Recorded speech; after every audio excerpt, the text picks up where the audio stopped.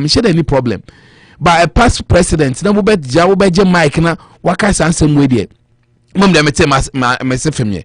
Until like we keep saying the chiefs, sometimes you know, day and some kasa you mask and say I'm speaking as a person, I'm speaking as a chief.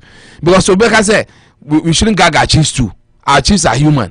Remember, Nicho, that's why I call him, and that's a more strong opinion on maybe we don't need a cathedral. No, be say we chief and Kwande and they want to make us a cathedral in here. You see, where people also get a bit say we are chief should be able to say that when you say problems in Ghana, there's so cathedral into cathedral, they ain't in a Ghana here. Say chief says this, hey, the chief is entering the space of politics. You see, those are some of the little problems. But and once you decide to take up some of these positions in there, you gag your own self. That is the harsh realities I think we should start facing to as a people. That we are here now. You must have your own candid, unreserved, unambiguous, conspicuous thoughts, unadulterated thoughts on an issue. But sometimes, you know, we say your position makes it a bit dicey. There's a thin line you are treading. Because when you're careful, you give others to feel that Hano Wujina, no, you see Jinha, and you're Kebiano, you're Beshana Tadia. One time, I'm casting local football. I don't know many Jomi Yakotokoni hearts and say, Woko Kana Wakasem Yakotokonipe, or problem. What discuss out as someone and Bufu. Wakasawe hearts in Okakotoko as someone and Bufu. It was not easy to be a chief. That's why what transfers no come who say Hana Wujina, this is where you are standing now. You can't make sense to everybody again because every time we can obey the lens, Biashan assume no DT. Obi so they will be you should avoid it. Omobenya. I'm a small potato. They are big, the older, bigger, smarter than me. I can't advise them. But they should eschew. They should forgo.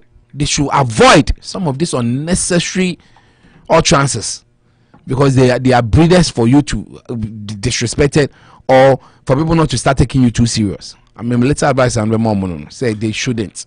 And our president should also learn to be very presidential in their talk, no matter the storm. There are some jokes you don't crack, no matter how much you do honor, because people might just misinterpret it. The last time it was saying that Alankasha people are just not happy. I think I've grown to love our president. I think he has a way of making it look too serious. They be serena blah blah blah. Or so Mami has a benya.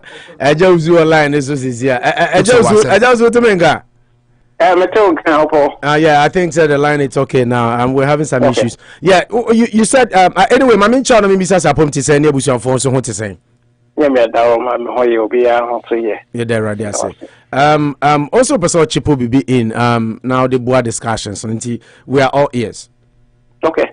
Yo, any event that was a so I'm opportunity way now. Making me I can say already so now. MC and Ranajo, fortunately for me, and Ranajo now maintain Nantino, Kobby Sefa Kayi and Akufo-Addo conversation on BTA. Now, and yeah, I'm a picky and say before that or right after that, and MC and Akufo-Addo can't say what Cape Coast say about harbour B, and he said I was wrong. Yeah. I was wrong, I admit it, so you're wrong. But constitution, no, no. Clearly said, your friend said, a handful shouldn't get into politics. My question is, Ohene Eko can't same beer. Who disciplines that Ohene? Okay. I understand that handful. They almost carry a vote, they carry every crew. But Ohene be out pair, they are Usman delegation and work on a president to her. And as work baby say, oh, say so who he say or small say member with him as a minister. Now from a two and them say Bisuku day. So the another year, you know, I think say was the pawn about the boundaries. If you listen careful to Kobby Sefa Kayi, I think he answered or Obusa a good question. But Nana's response wasn't to the Ohene. But what Nana is simply saying is, you being Ohene when you're here, Papa Penino. You know the right way to ask questions, but Uncle Jina, if we are seeing now, can you say, what may Mamma Bosumi, someone far Emra Maye, Misuko, no, someone near the any then maybe or something like that.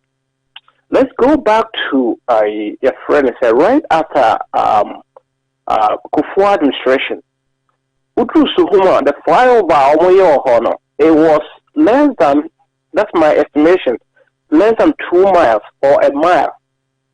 It took the whole of 8 years of NDC administration.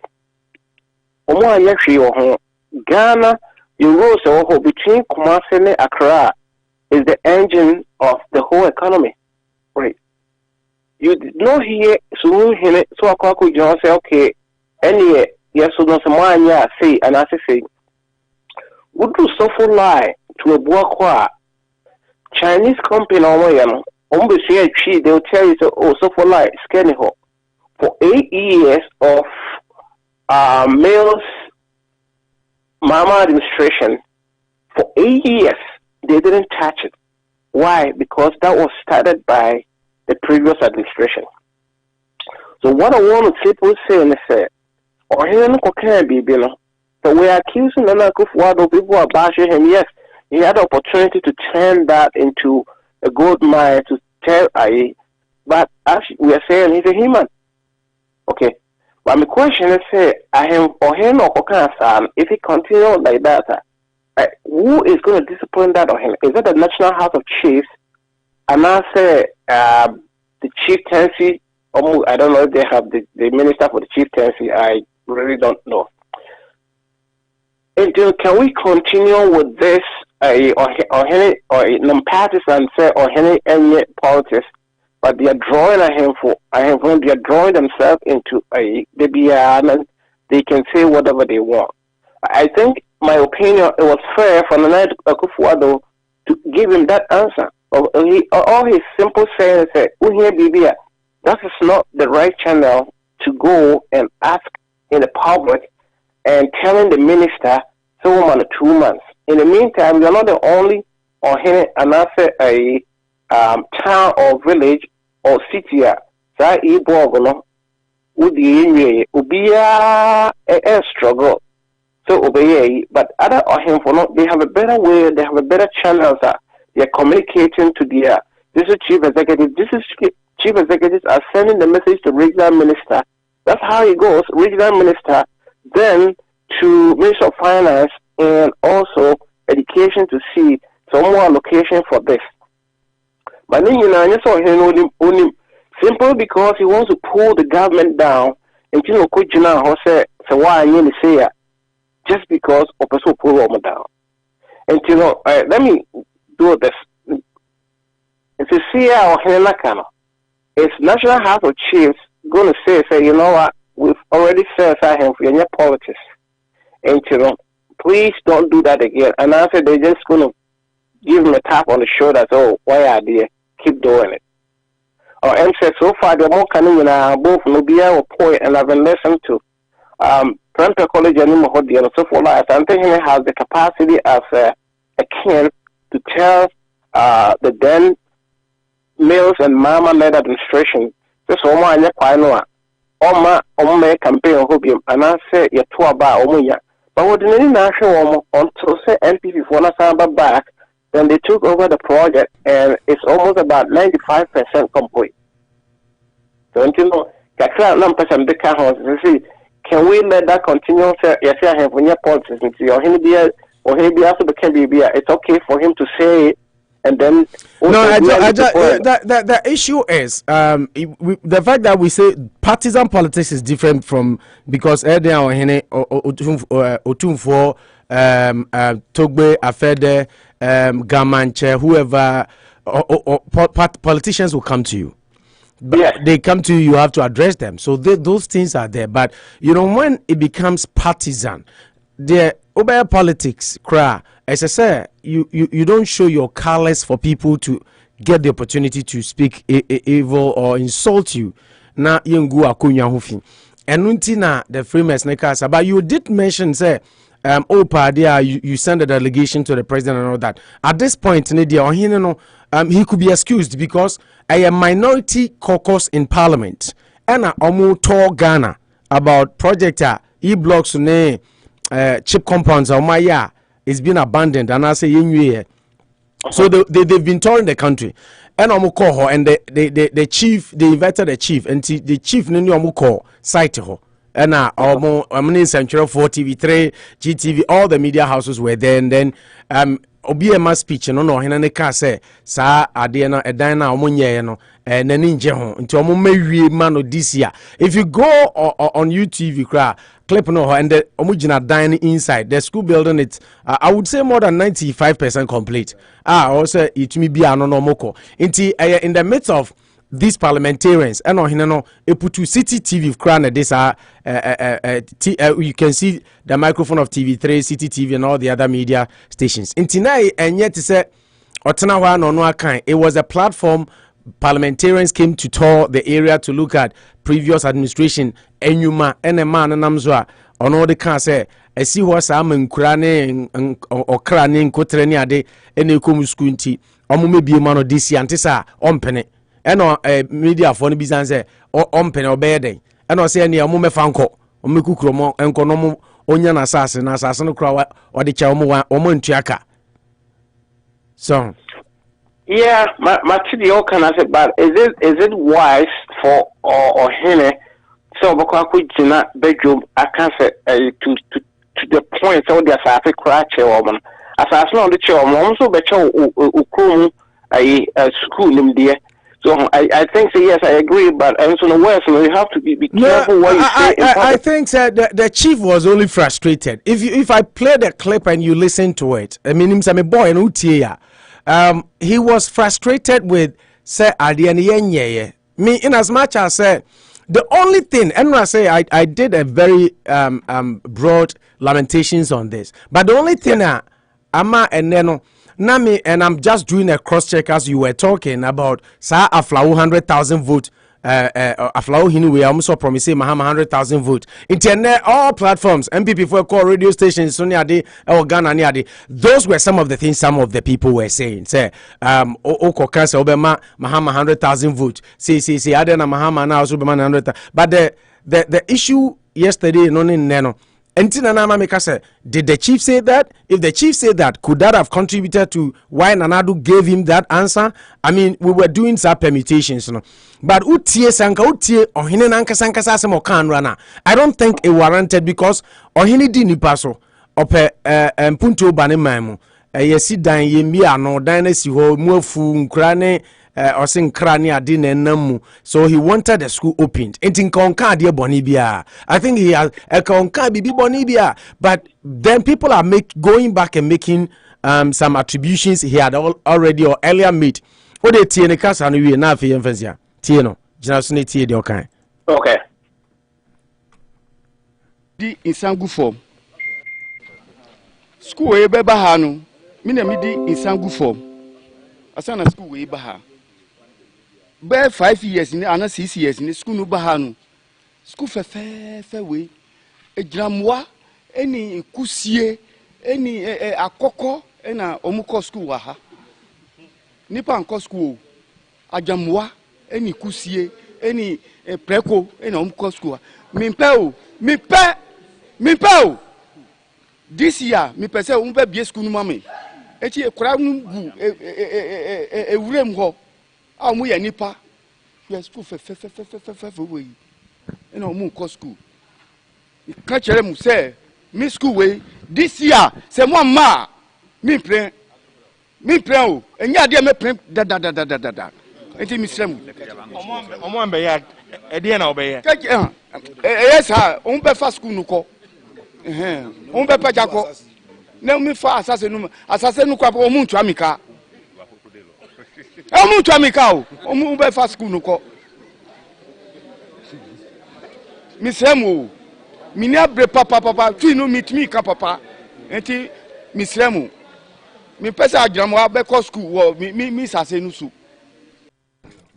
Yeah, I just so what so yes, yeah, it's the contest for on side now he was only showing agitation say we are there no mo bie and now no sign crack can say nsuo ne bi o masako you there ono sign crack can say twi no kra onye den on papa yeah you know and anya o fitin ya no ka say mo mefa dan ko yen santwerefo ya kofa baye and obisa say mo this year mo bie school man and mo bisa say mo amia obeye den and I say any on mefanko.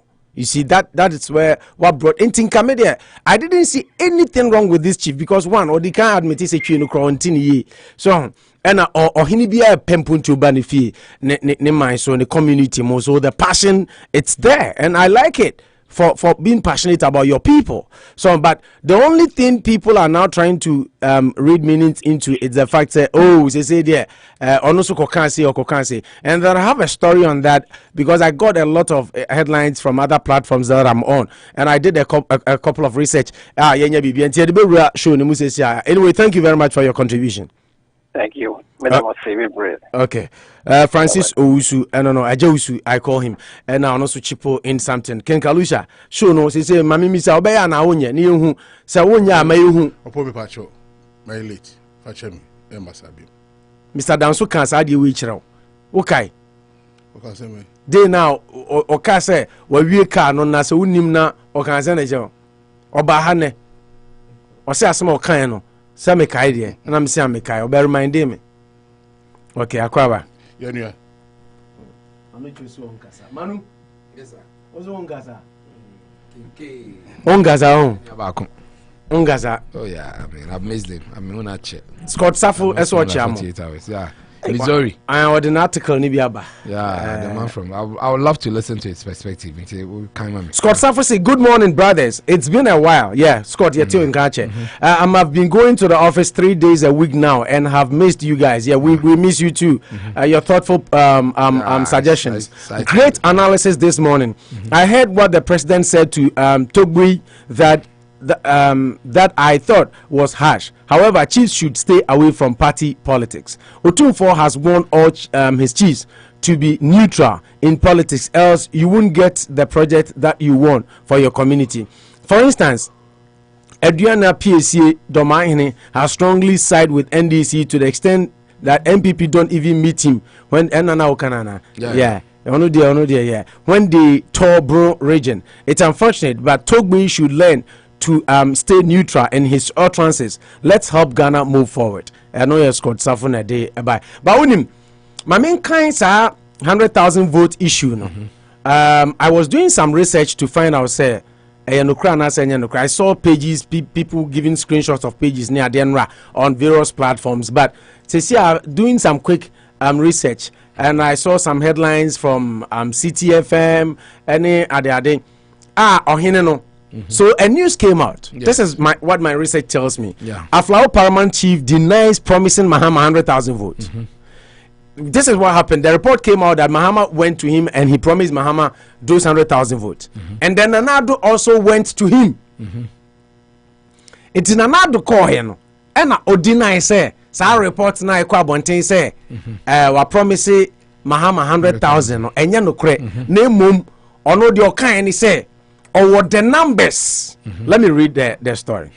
Now, the Paramount Chief of Aflao Traditional Area, Torgbui Fiti the Fifth, has debunked widespread reports that he in 2013 pledged to deliver 100,000 votes to President John Dramani Mahama in the 2016 general elections. He maintained the reports were false, adding that the statement he made during the said period was deliberately twisted by some media houses to put him in bad light. Nana Akufo-Addo introducing NPP parliamentary candidate for K2 South, Maxwell Ludogo, welcoming the 2016 presidential candidate of the NPP, Nana Akufo-Addo, in his palace on Saturday. Torgbui Fiti the Fifth stressed, "My word is that I have the numbers. Parties should come and campaign and get the numbers. I am not saying I am giving the numbers to any particular party. No." With Queen Mothers and residents present, the Paramount Chief reaffirmed, "I am here for everybody, no matter your color or party. I will not differentiate between Party A and Party B. No, this is my land and my people. They listen and hear my voice whenever I am ready to speak with them. But I will not give them my voice that go and vote for Party A or Party B. I will never do that in my life. I am a traditional ruler." End of quote. Continuing, Torgbui Fiti the Fifth explained that as the Paramount Chief of the Aflao Traditional Area, his jurisdiction extends to the republics of Togo and Benin. He said with, and I quote, "All the tribes in the ECOWAS countries here in the Aflao Traditional Area End of quote. He told President Mahama during his visit to his palace that looking at the nature of my people, I have the votes, I have the people, I have the numbers. Aflao is a beautiful lady that I am putting on the table for handsome men like you to come and take home. I will never hide my beautiful queen. If the next party should come tomorrow, I will still put my beautiful queen on the table. Yeah, I mean, This is what the chief says. Okay, and then Nanado exchanged pleasantries with one of the queen mothers, even at the palace and all that. But after, I mean, Nanado threw a salvo at him, people just want to rely on the man. You see, I've always said that before you, I can sit here and say maybe you are stopping. No, say, man, saying if I don't feel, I should say yes. But if I say sorry, I can't sign. So no one can power can say. But I mean, because our president threw a salvo, what I call goodwill all the time to you. That salvo na issues. He said, oh, waka because Chief Nkraka say that. But Chief Nkraka ni man no power retract. He say man kasada, no me kasada. I know the nyom. But they want to say that what telling them. But me left it there. Do maybe an repetition. I've shared my own biased thoughts on it. That I think they should be careful. We achieve be guarded. Sometimes the utterances are very, very bad. Very, very to say do or die, and you are there. I mean, or most of our time now, the metis answer na me say chiefs obi ba na mo boss ibu or minds or no ba or be with one. He can only critique you. Baby, I winning ko no what show. The omoba winning na your chances ye kwan ya wo fast be and ye ni potable water, ye ni light, ye ni say. I mean, try to make an appeal rather than oba then or opposition oba there then we are praising him and making him look like he's the best thing to happen. I think our chief should be careful. One or more to two chief stands in us. They should be. People are even advocates. When advocacy because say, Emma, we should give the power back to the chiefs. Nankasa gives them the Kenya because the chiefs have a proper. We will come to that today. Paul Disoso. Paul Disoso so let me tell you, catch it. So I so soon to a journey on 2 billion by. Massa, the president is arrogant, visionless, autocratic, and disrespectful to our chief. Can he, Nanado, give same response to Ashanti King, Opo, the guest you have, who is trying to defend this shameful response from the autocratic president is doing bad damage control? I hope you call me also to respond, but I know the answer is no. Call you to respond. Oh, Kasamo hena. Ahina sam ne ba wo yo hene. This so. Wow, so Scott Safo message was seen. The king of words was seen, but not what I posted. Anyways, it's expected. The propaganda there. I know one day that propaganda secretary, Fifi Kweti, the greatest propaganda secretary. Question also says, I greet you all, Monsieur for Francis. Also says, I'm watching Mamiaba from Accra, Pantai Government Hospital. Says, thank God it's Friday. Good morning, my people. Francis Alamisi. Hey, Francis, now question hang. Ben Chiusi and answer a tone catch up out. Hey, Ben be Chiusi, I'm a home, Francis. I don't know because Francis is Ana meka we ma sha oja nsuo no men den na say Ghana ba nya de nya media because ya na me hyehyeme anhwa no bia. Good morning family from Francis Mami Abasi Opo. They should give the president a break. Only Paul is also the best artist here. They should give the president a break. Were they not there when the said chief promised the ex-president Mahama 100,000 votes from his people for a propaganda denied. Chief? The response was for propaganda. These are the reasons chiefs are not supposed to involve themselves in politics. And Opo, apparently that building has been there since 2013. So if he has any ultimatum, he should give it to his party, the NDC. And only Mamia Banso there. Samuel Hagen. Hey, I also tell you from Worcester. Samuel you D4. Also, Opo, I agreed all about what you are saying. The chief should not be a party supporter. Yeah, this is a problem with our chiefs. Samuel Hagen. Edia, I'll buy. No. Paul Disoso says, I'm here listening. Thanks for joining. Yeah, that was it. Now, Unsana Maker says, sometimes you don't even get into certain corner. So I have beautiful Mahama Kweno. I have beautiful then I say Aflao is like a beautiful lady. Queen. I'm ready to give them to men like you. And the Akufo-Addo Kweno. So Akufo-Addo Kweno deny say on cancer that. I say I have beautiful yeah. No, said figuratively, meaning that I mean he has the vote, he has the numbers. Until I be Bob Brian, we bring numbers. And besides, he's come out to deny that he never promised. But I mean, no, I say Mahama buy no cancer. Or can say, or say, yeah, or say Mahama buy no cancer. Correcting the statement. No, see your catcher Mahama. Okay, so beautiful men. Beautiful Aflao is like to men like such a Mahama to men like you. Okay. You know, so people who attribute and another buy anti unzo to us no can say or say have the people have the numbers. So Aflao is just a beautiful lady that I'm putting on the table for handsome men like you to come and take some home. To come and take home. Handsome men like and or to us handsome like men like Mahama. And or to us say I will never hide my beautiful queen. So the next party that comes, I will still place my queen on the table. Yes. Into your can say or the Baba Mahama handsome men like you. And also to us say me beautiful queens no NCA say next or say party the next party that comes, I will still place my queen on the table. My word is that I have the numbers. Parties should come and campaign and get the numbers. I am not saying I'm giving the numbers to any particular party. Yeah. Into your kind or say some maybe our 100. Looking at the numbers over here from Kleko, Some and Aflao, we are not going to maintain the 100,000. My women are giving birth and generations are coming and the small girls are growing. So he did mention 100,000 figure. Yeah. In 2004 and then say see Akrano me man e wo ebi mu nyini ni ade yom ho efe nti see any crowd e be 100,000, you know, and because he said I have the beautiful women and I'll give them to men handsome men like you nti figuratively Akufo-Addo ya handsome stand on person omaka won omaka shema no bezo di bibi no handsome men like you no say na omukike there but mo na ekeka won na say na me read achiro yeah tete handsome men like you so who is not handsome yeah some there be so can say then I'll give them to or see me for me him and nsie because mo want like next party but that I'll show them or put them in place for the next party that comes. This is exactly what he said.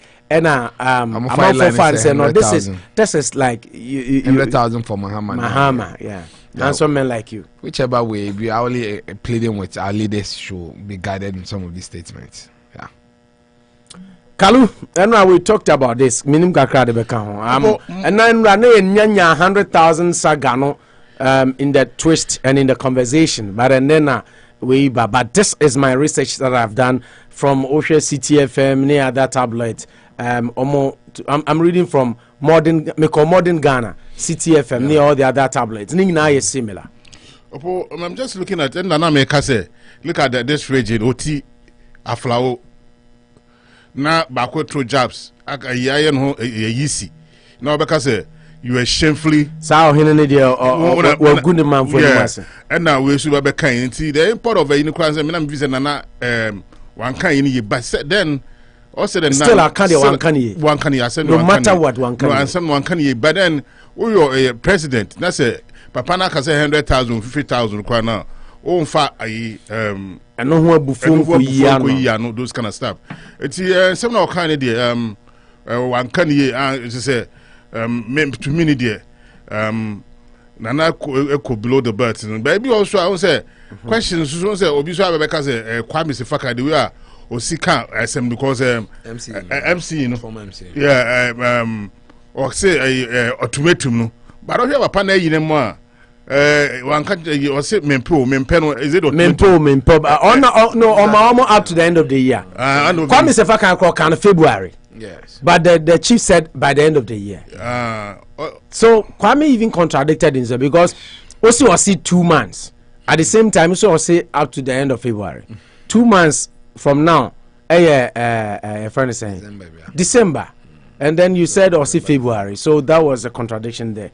But or can say or see a man ultimatum say 2 months, but ultimatum no do hina no tie ne kasa na kalu de man. Just say one cannot direct say ultimatum wo de tie no. School we be ba ha no, me na me di insangu form. Asana school we ba ha. Be 5 years ni ana 6 years ni school no ba ha no. School fe we ejramwa eni kusie eni akoko ena omuko school wa ha nipa anko school ajamwa eni kusie eni preko ina umko school mimpeo this year mi pese umbe bie school no mame echi ekura ngu ewurem ho a mu ya nipa we school fe we ina umko school ka chere mu say mi school we this year say mo ma mi pray o enya de me pray da enti mi srem omo mbe ya ede na obeye yes ha on be fa school no ko on be pa jako na mi fa asase no kwa o mu ntu amika o mu be fa school no ko mi srem o mi ni abre papa tu no meet me ka papa enti mi srem o mi pesa agramo abeko school wo mi sase no su Onzana meka so yusu misramo crowd kan misramo bi ansa na kan misramo. So this is what the chief said. It's almost up to the end of the year. Yeah, which relatively say I never say October and the answer. It's kaka November December, which is like 2 months. One asama na can say me na meka say I didn't scanning odia. Odo me cheno. O man no ubia wo the chefa wo o man cake movie. What I say? Na cake ni ekita wan the president. And say o pe kwan bi at the day for president no wa. At times so say o kasa mu no. Ese o bomodin na o kan yibara only bomodin na kan den kase enya. O bomodin na o pe kwan bi obetuma kan asem no enye say yenhye. Ade na o dia o. But baby I no so o kan bebria because of me catch say politicians they are funny at times, you know. What I say? Because 100,000 a year akoya be kwa no. Ebi Akufo-Addo we say papa nya nkwa ono na o so be mama yi o nkwa be NDC ni. No just that o say o NDC ni kwa na sila no say ye to aba maw na say wo be ye o mampanyi a. They wa said dey say uyi pola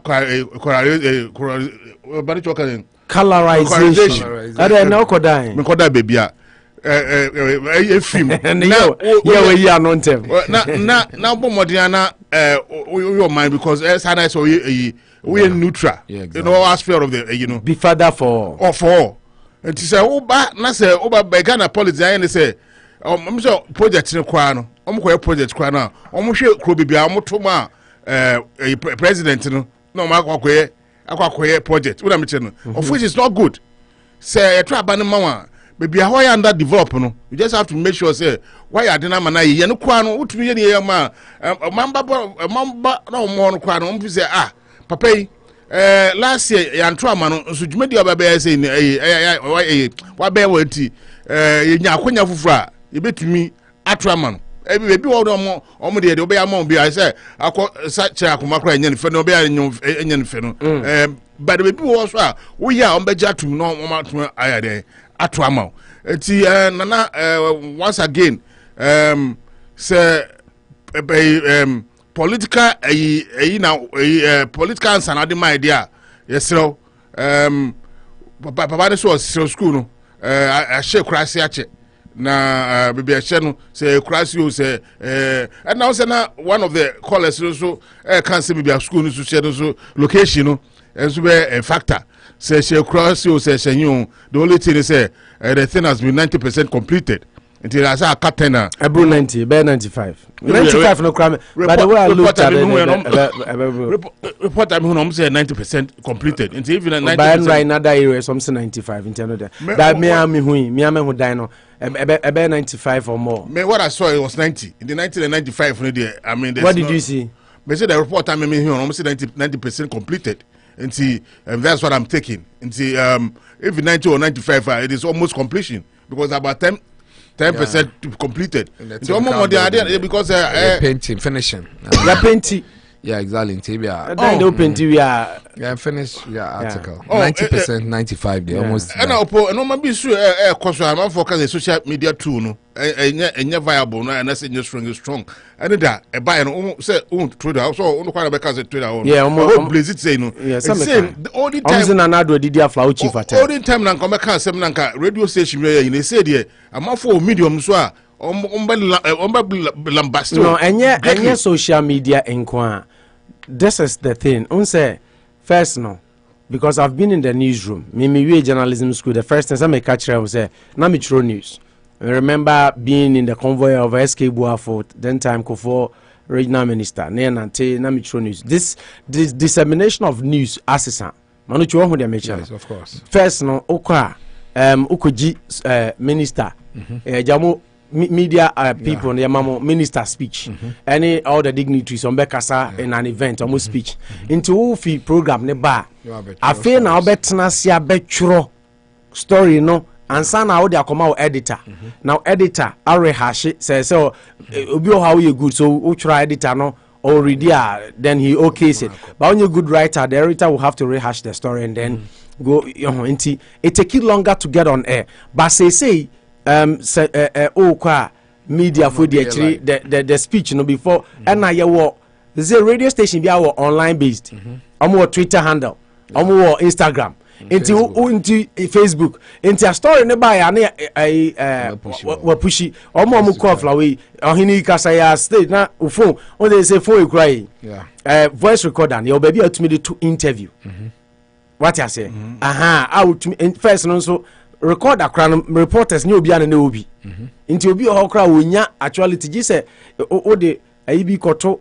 Speaker kasa ho na atwemba kwa na ajawanya kakra no kra nya obia na obi gise mo a sata mko programs a GTV4 no ne ade aban mo bi no na nya easy to even get. So enti niema mom so asesa for the traditional media. News flow no say quicker than before. We call Aflao say nanado ne be kasa yama on speech akekeke no atwitwa screenshot straight. Now they are badgement. Into wundru ya no kra no online tablets for na story na den. Ato ho then times am I 14 news in India did they express their views? No, because no one can use in no one can we. But this time no, I'm adding to what you say. I mean Kasa the canobo maybe be can say dissemination of the news from the traditional media and also say I'm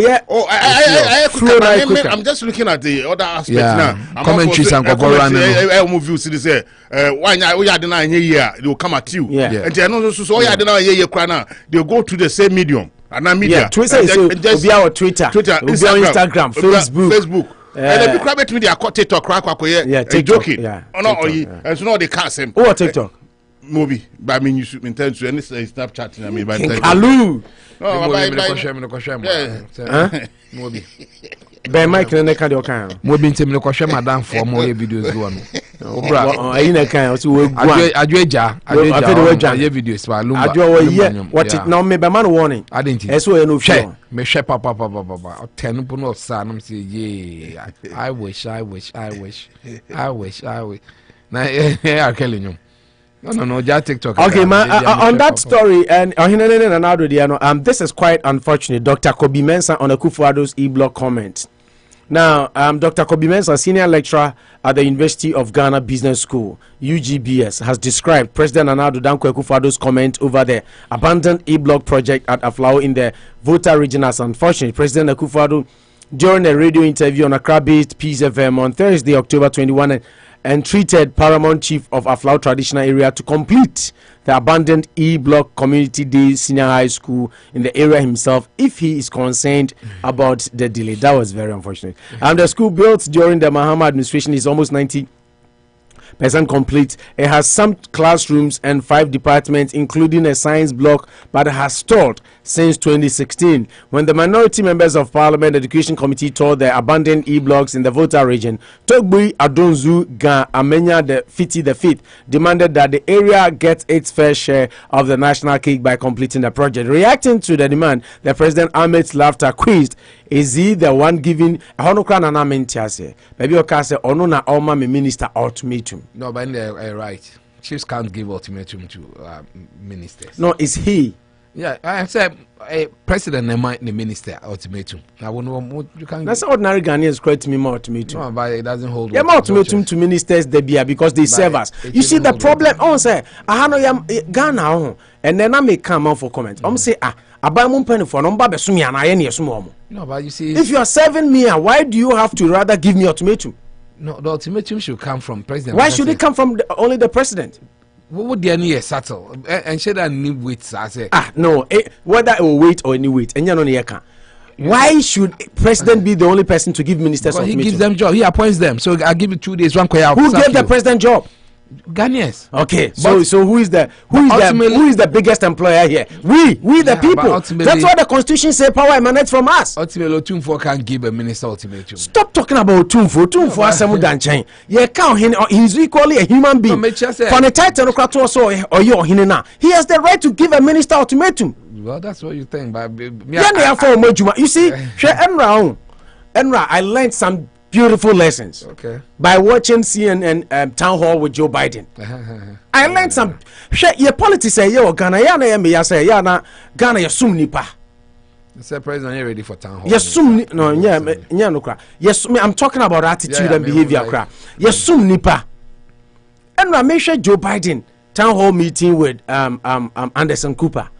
I was just marveled. Na me bisa mo say nti leaders president pani. Adena ye kromuntimi nya sabi like ahombrase and knowing and now time ne building back agenda na oye na onwani senators minu omo block na agenda no say oni omo na di or say you know what, I'm not the only president. We have 50 democratic senators and each one can be president. Because Ibini say on agenda or promise or say I campaigned on this but now I can't do it by myself because it has to go through Senate. And the people manchen ni cinema amomi enu na ma obaba ko bema ba ko no ma pim 3.5 trillion no bema ko bema free community college. True free 2-year free community college ni ade o ma bagu manchen no ni cinema. Wow, thank you. Yeah, because then to be free. He campaigned on that. Why here the 3.5 trillion agenda? Manchen infrastructure development. Manchen abagu, but you know what he said? I say, but listen, he's not a devil. Manchen is a good friend. He's a good man. He thinks about this country. He has his own reasons for opposing my agenda. So we are dialoguing. Mesha Sam is not a marvel. How dare you say Ghana and Kawu president at the agenda ba? Now you NDC ni na Mahama de Adiaba, who MPP ni na Akufo-Addo de Adiaba. Now asan akosoriatia, and then the president will be on live television nationally and no saying bo abaso san ado. Yeah, no way. Ghana. No, in the end they said a Rollins constitution. Then I yakopa money free events there oba independent here or win events. Boy. No. Kokofu esi Kokofu na nanu ya dey the same Kokofu when Formina. How did he get kicked out? So. You know, into your politics no say nyai personality or court na ye no. Yes some nipa na obi de ye kana sem obi en kana sem na ase nipa ye bone ye ntumi nka ye ho. You see at the end of the day they hear me yani say those people they live luxuriously. They ain't here omoda ye nuanom ne ye busuafo ne ye ma and ebro, but we are the same people. We don't want to touch them. We don't want to talk about the things they do wrong. We always want to hail them and uphold them and glorify them and worship them. Until Kofi wa you audio when yana metabo no was say so democracy muna wan criticize it where you are a traitor to the nation. Because democracy the ntia ba enyina ne say said the kalusha ni fie ekwan ye onya suku nko ne hospital nya unsu betumi akasa first the revolution the ona me nko kasa but se ne de ye makwan usu tumi kasa usu tumi agitate usu tumi fight elu bi na akwan ka say aban me bottle toilet amaya and ye ne mo ben ne so sa o guys agwa. You know, but we have to grow. The only difference is who say I see no senators and congressman a bank ban contract. What am I saying? Ejuma no ye no oyama you know you didn't cock two wholesale your senator now congressman let me use a manager word no independent minded. Or no say because of the political expediency, they just want to toe the lines of the friends of the unknown party no. They but Ghana no woman say MP per se a minister minister the crowd mu kra na san per contract way eti ba ongo kan asem na wo kan contract ba obe na onya bi now so kakra oboy ko wetwi atoka that's the difference I say so ye ma obi adwuma enti ono bekokoduru ho a ade ba kra ma yem de kra congressman kra de no metem when you are there you say kim 2 years pe na dey show yeah me a wo oti konsa enti ana akokoye ho no nkokoye say okokoye abua you know a party no who ya abua mind because mind no na better it's what your constituents want. Oh, Joe Manchin and now no permit an interview or say West Virginia. Yeah, or Bisa Democrat Party, no, including Joe Biden. Also, Bisa almost say, if you people think I'm the evil one, I will withdraw from the Democratic Party and be an independent, but I'll still be in your caucus. Mo pesa mesa, and they all said no. But Ghana by force, kaye be choice in chain, kebe pian. Of course. Se party no na do buy, inti say near push west in chain. Say then the upside down story. Ghana say no can you only. Until can obi say you na say you see ye democracy ni dia. We have to do it the right way. On say eko na ye argument na de be boa omo de na omo de America ye comparison. Hwe mo betena ha na home America kra kom wo ha. Edru sa de na omo kan sa o. Any America kra you homeless. And America kra ma 40 kwa na America kra kom de homo e bi di kom di bi mu ne ade. Edru ba bia argument na be boa omo de they use that. But the do ba bia structurally. Ye hu say ya yiraniama ya worship de enye boni ba intumi nka de a na obitim bisa se na ona nado ehye bo bibiribe na ugidi. Yeah. Tom obisa say did you believe obisa politician enya wo obisa politician say promises am making now ugidi. You see inti ya normalizing no say come and lie to us because we can enya no credit nti enim say enya no credit nti ebeti eni ato ama yeah inti how will the democracy benefit us? And that will bring us to our next topic, Dr. Kofi Amoah. That man has been speaking some sense of late. Oh yeah, powerful messages of late. They relegate him, they don't want MPP nipa but no he's a business guru and he wants to focus on that. But Odo Ghana, and I'm beginning to think senka yenya nipa sa nipa sa omo do Ghana first na nye party first and Ghana will move forward. That is how America grows. They love the country first into a democratic party. Na Joe Manchin cinema who say maza there be your debt ceiling no high 3.5 trillion the sikano so inti tesonte sa mento mawa we president you go back and rethink. That's how they rule their country and that's how they make it work. So let's also try na yen focus on loving the country first. Yen dog Ghana first. Ye dog Ghana first. No nana okuje to Ablakwa so di bi ba say nanado ekasa no kan no disdain, disrespectful, and also use another adjective. Yeah, to the chief. Yeah, to the chief. And I can say nanado. I mean, say Obaba Kukrefi whole area whole. Abla Dzifa Gomashie. Or your MP. Abla Dzifa Gomashie. You name no Abla movies. Abla. ABLA is Anam Abla. Abla. I saw born in Kakra. Abla. Yeah, I said. I remember bombing here by force radio. And one Abina. Abina no Camodian Abla. And a Dzifa Gomashie. Okay, you've never done an I understand. You don't have it in you. Bisa Kalishan, sir. Hey, Miss Ro. Kalishan, this are grown. Yeah, and I bosom.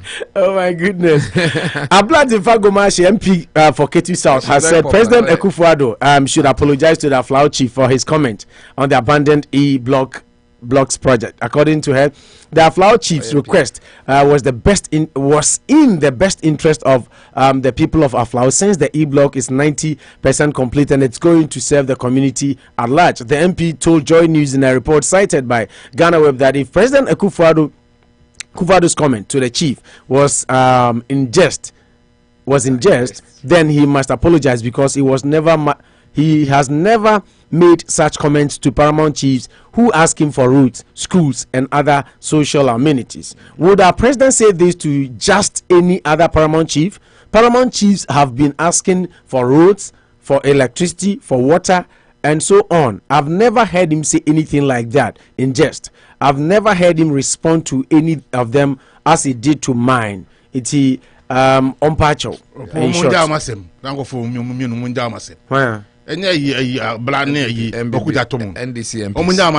and then time I the question shameful, you know, my count him. Oh, some political gains. Oh, your cousin. Yeah, kind of yeah. I didn't swap a person who said, I didn't hear. Just come and say, over condemn it. The Oka say, yeah, Chala tradition. Yeah, Chala quarter went to me, Uncle Provino. That is, you know, by where they buy a month for a count, political gates. Now we just could attack Black and blind to Yamude. Oh, now myself from some control. No, Pacho, no, take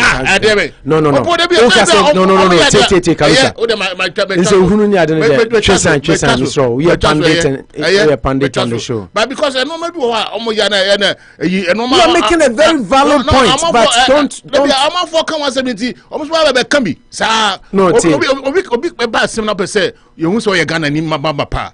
Una sponsor, you share a political a calana.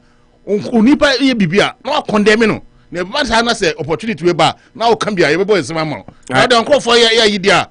Now, I totally listen. Totally agree with you on your point, sir. What is good for the goose, it's good for the gander. The and also you've made some valid but here kind of story. So the way you linked it match it beautifully, but don't get emotional and use foul language. Yeah. Okay, I'm happy you retracted. Yeah. And also at the end, right? Condescending, disrespectful, and disdainful. And only in some Okujeto Ablakwa say Nanadu mu papa no one fabu what the name from Sebi kra. As president, you don't use this intemperate language when a legitimate call has been made by a chief who is passionate about the development of his people, particularly their education. This is the most condescending, disrespectful, disdainful, and the most contemptuous retort that any president of the republic has directed at a paramount chief. What Togbe no can Torgbui nana. Torgbui Fiti the Fifth said is not different from what chiefs all over the country have been saying, that projects in their communities that have been abandoned should be attended to. We know that there have been this culture of abandoned projects. We have heard chiefs, some of their subjects have even led demonstrations. There was one in Abetifi a few weeks ago. We heard the Tepa chief complain about abandoned hospitals. We have heard the Kumau chief complain about abandoned hospitals. Chiefs all over this country have complained about this culture retarding progress. So why do you insult the paramount chief? Yeah. Okay, and also you could to Ablakwa so there also a kind. Moving on to the next topic. Share Ghana yen kankro ye die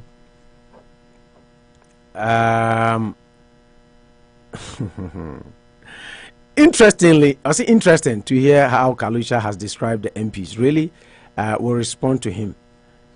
Paul Disoso. Get your facts right. In fact, I am the substantive secretary and speaks for my party. Okay, I call back and forth. Those messages are not pertaining to the show, so I will not read them. Okay, move on now. Share other issues on board and Anopa and some are maybe kind of too many mostly, but DC and MCE back on so said Manu Choka no chirichiri mo se Kwame Sefa Kayi kwan fa so obisa ohene no and obisa question no and a man anado so e kan sa o chese na anado kra kan asem no na ase osere no di joku nti Ghana for nsusu mfa no serious but nti o nsusu mfa no serious and also but before you be call Dr. Kofi Amoah so no IGP is in the news. They say the whole Ghana or trendy chain obia on Twitter, Instagram, Facebook, TikTok, YouTube, everywhere. Medical.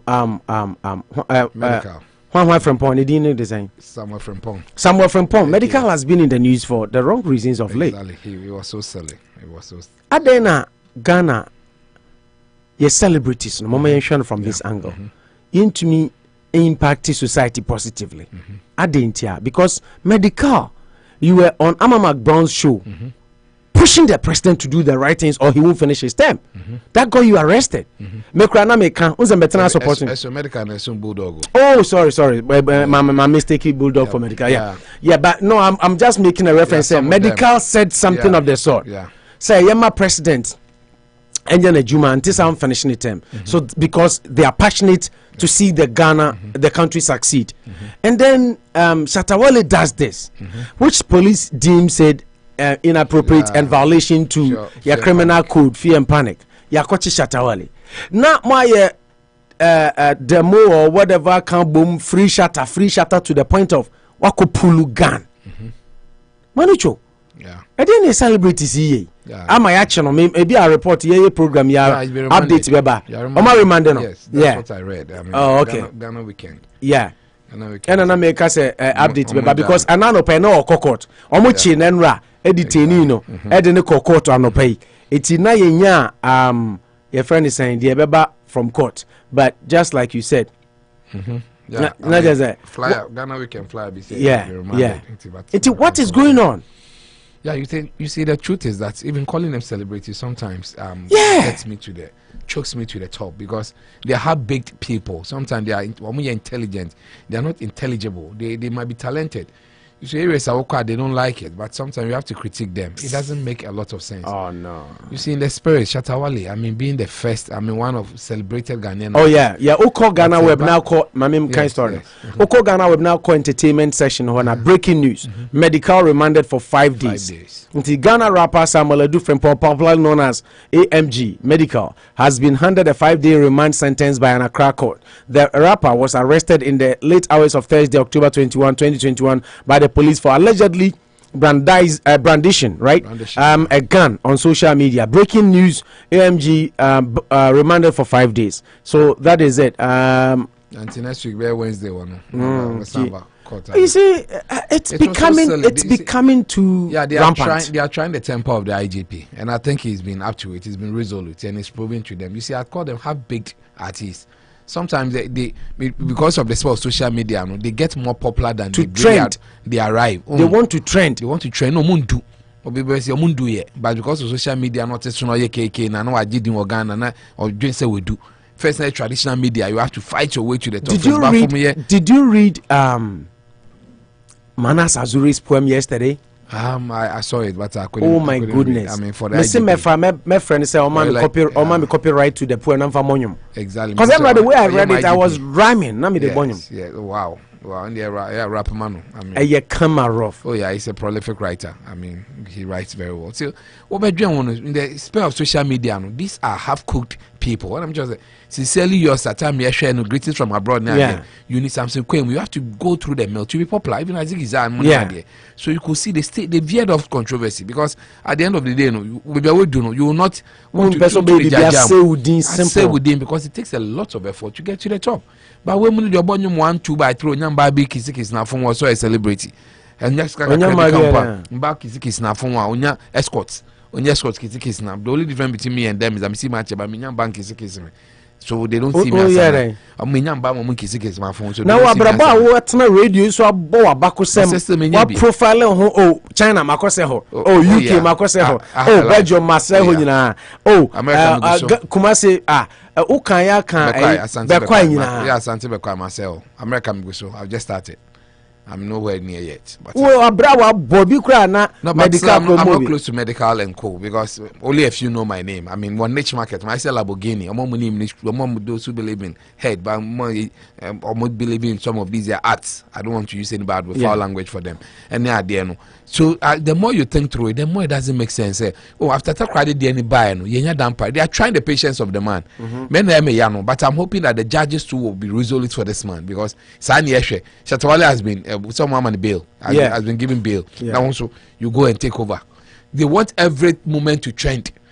You are a married boy. He's still a boy. I've been medical there. I mean, they are still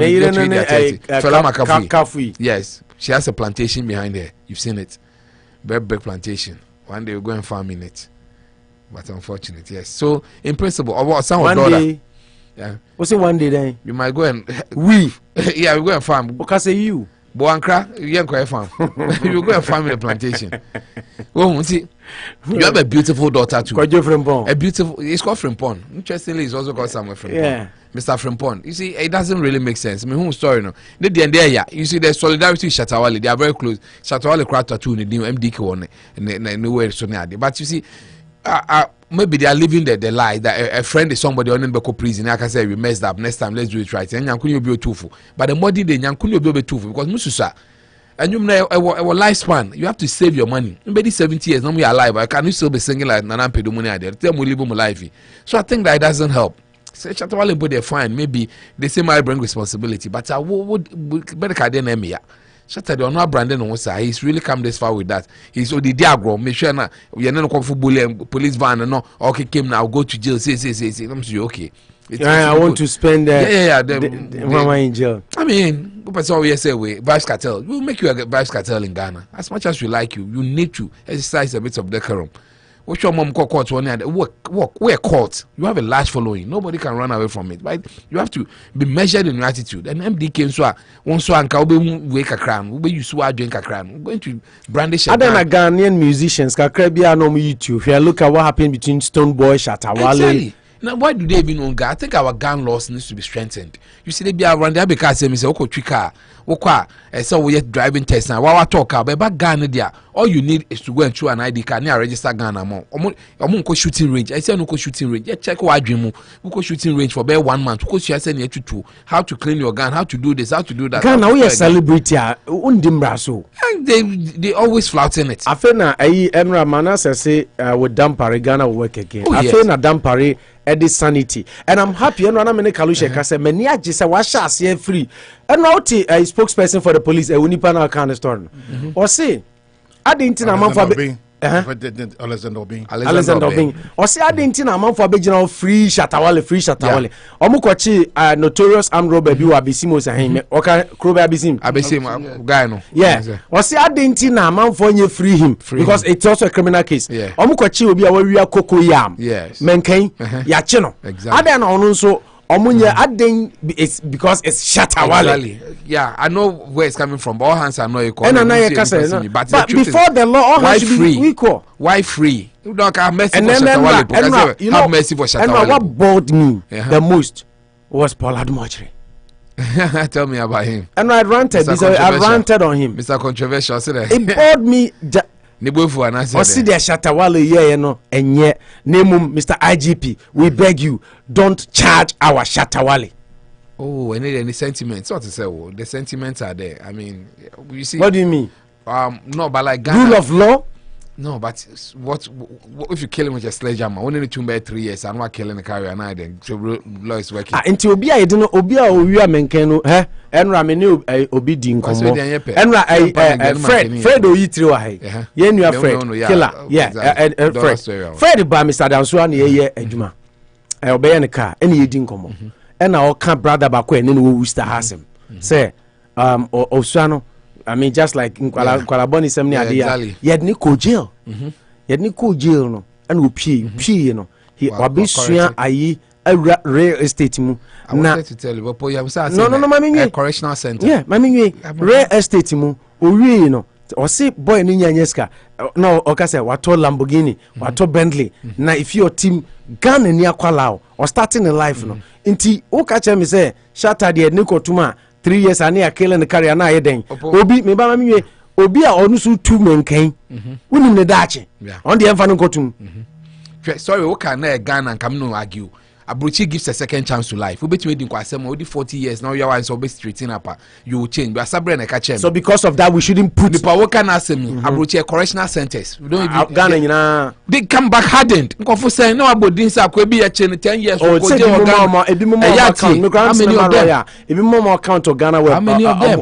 many of them? A lot of them become hardened because our prison system now. Yeah, Papa. Jima Munya Koba. Look at the way they talk. You see the point is then we shouldn't jail people. Yeah, then fear and panic. It's your uncle them 3 years. Fear and panic. You say up to into you feel say Manucho, why did they make these laws? You see, the problem I have is that we're signing born to be of good behavior. Let's of course Ghana music awards your nature. Anytime I see jailing no because say Obia why your man free first time offender. No, so I mean, yeah, man, you just did talk about Zigiza. Okay, why we your analysis? Why we your analysis is here? What's your Zigiza? You did mention celebrities. How hard? Yeah. What's that talking about? Similar the law to work. No. G-Man scaling somebody and Shatawale staging his own say Achemina. You be careful, no. And then G-Man killing. No, your comparison say who can say bekum obi career there. G-Man so and answer Jaga P. Ya don ko tumu no. So ni bekum omo career. That's why he's saying say boni punishment. G-Man komu ya mama life imprisonment. We are man alive. G-Man was condemned to death. No way. We are alive. Yeah, G-Man. Yeah. It's the gravity of punishment changes per what you do. No buy out on you. Where is the case? Is there. Sometimes let's be truthful. Mamicho. So what now radio so no mukasa dia. IGP no manager the oil na. So uncle kakra but Osubenpa case has it been dropped? Chrome you can say Mamen Kacho Chrome ha cry di Chrome ha. Asem timi di over 2 years. Chrome ha. He has a right to also fight a free Ashatawale. I don't think it's too wrong. I mean, me I'm say first time bank make cash but after somebody got the end doors I see a train kakra some 3 months be there no can say 3 months video be say onyaya and you no be deciding how way no or one of the video say your prison system no and yena onyanka celebrities will be put in jail for 3 months be no more show na me say yeda na asi for 3 months ko dance we mama kwakesi didn't we jail kwakesi ono onye musician no ono yeda na jail no kwakesi what did he do? Don't say weed. Weed obi okoshi weed cry akwachina jelu no. Yeah resources cry say no enchen there. Uni police for a car boy ya dey call hospital chase say we proud them. You want him 3 years for this. Oh. Me dem cast him for 2-3 years but what he deserves he should get. But mama ya nya disparity because we Shatawale. If we do that na Ghana nkosuda enti na we can Al Kelly. How was Bill Cosby? Certain issues are different from the Saturday. How can you do what you did? Unim say Brian Laundrie guy na and the girlfriend Petito who maybe am follow story no. Petito and Brian Laundrie and one who say Brian Laundrie no ankasa they found the remains of his body yesterday. Senka ono say die no enfan say omo issue ni buy nanka police if ato omo ogunwura mu say hwehwe no enanka na wa fake ya. You think they would have forgiven him? See, and then we say when we shooting and panty, young jailing. No, I mean, when shooting and like he faked his own say. Manucho, I'm say 1 pound. Who can say? 1 pound. Who can starting? So who say? Me say because omu fame no tra ti omu agree. And then now you are saying, oh, you need to be send the talent. Didn't he think about his talent? The second time he signed a bond to be of good behavior less than 2 years ago. That is why. Say first time man can fight say him free no. Your man strong warning. No ye onku nipa onye bibia ye ntiji so kum nipa sa sem na bias say na for you so you celebrity nti o kan say no go di sem na say ye celebrity mo say yi say nkanya bade na o ye na nkanya bone a nka dampare nkoma nkwakochi no you should allow the police work. Nobody has said police should not work, but you should allow people to show give their thoughts on himself. It's more on himself that be on himself in the career I don't hold this I mean at times we are doing say nya you say condemn no. Truth is that you are the friend national relics. Krobia ye wo say protect you yenya yepe I can never be a Shatawale. No but so we can't tell me that law is law. Law is law, right, but I still protect some people. No that they will protect the Berna boy near the end. They are still misbehaving there but they are being protected. At the end of the day no you understand that Chata to say me am fine you will be and so who bu mine and you begin to do that or mine ye da. You see so ka say you protect you be nti anya mra na ma hwan. No, it was a police who are different temper justice with mercy. In China, say your mitigation. You be law nibi. You be that is court. Exactly. At this point, we are all fighting for that one too. Say what he did was very bad, but I don't think that is me. We are prescribing there. You're charging the money 30,000 Ghana by me. I think he should go. No, but what you say? Them by minimum 3 to 6 months. The whole kind, yeah. Yes, say you be killing a career. We should be careful too because every prison. You be killing a career. Every prison, Ghana share prison. Share prison and correctional and punishment. What we are saying is notorious VIG. Prison no control no. Now control no. Ghana prison and Ghana prison. Ghana prison. Ghana prison. Why do you have to do it? But doesn't mean they don't have to come back reformed. If you have to reform them, then they shouldn't go there. That's my point. If you think you go nowhere, people have been lawyers, doctors in prison. Go on, man. They take them to prison. No, we want to call you so. Why not call you national or call you side or a musician? Or a top class musician? Oh, cash and two angles. Prison. The whole idea of prison. There, let's control the. Come on, Lewe. Lewe, also penning your friends. Beyonce. Everybody, Brianna, my Bejina, no, my big cost national affairs. Say, ya bomb you, my bed the hospital. How many we say. Now police found the one dance solo. We are come on. We are taxed. I mean, say chichiro minor say mama yeso so mediocrity say so. Yanko enim da. Odin kwesa say me say be me nka say mfa no go 5 years. Almost say up to 5 years. Yeah. That is what the lawyers are saying. Up to and chere say okodem 5 years. But me point ni say say law and order. Enra na make check Kalusha. Say na oni ha no. Me say fix your attitude, demeanor na omo de buy no. Me nye proponent, me support. Shatter is to fix your attitude proponent. You see, so that is good. So that it fix your attitude proponent from the buyer. They be a some in the mood in come. Me catch her say. Any baby any who are wujan. And rana me Kalusha kredi and come na me say. O de opa u ankasa wo dan a utim. Ubon say utimi tutu ne magusa ba. Edia edan ubenya gela. O pra o siesie ho. Why? Because another person is coming. Careful, so now Sani nipa tie. Yes. Oh yeah. There should be consequences for offenses. Exactly. It is okay say, oh, yes, fix the country. We say fix your attitude. How do I fix my attitude when Shatawale can cause a national fear panic and we say, oh, ne carry and engine. You can see Njano. You see you temper justice with mercy. Trema. It will be obedience and photo ball at all bonte. Young casamento. But we should make laws to say auto ball at all bonte near Chiwa near more 100 CD fine, 200 CD fine. Won't to me say if it's a punishment, the why you know soon be bresi be jailua. Yama unko pra bonte sa 2 months. Shatter the consequences should begin to flow. 30,000 for 3 to 5 years. So 30,000 your bad. You hear ska cry there. I don't want money you can pay as home is being. To me, put me pressure. Listen, Mamika Samucho under IGP back on. Papa and the Afenamus and no dead human. So, bueno, we are done for. No dead human. Yeah. No dead human. Because under no, and then when people making references to Canada, Japan, and all that, I'm telling you, say. Dampare time we know.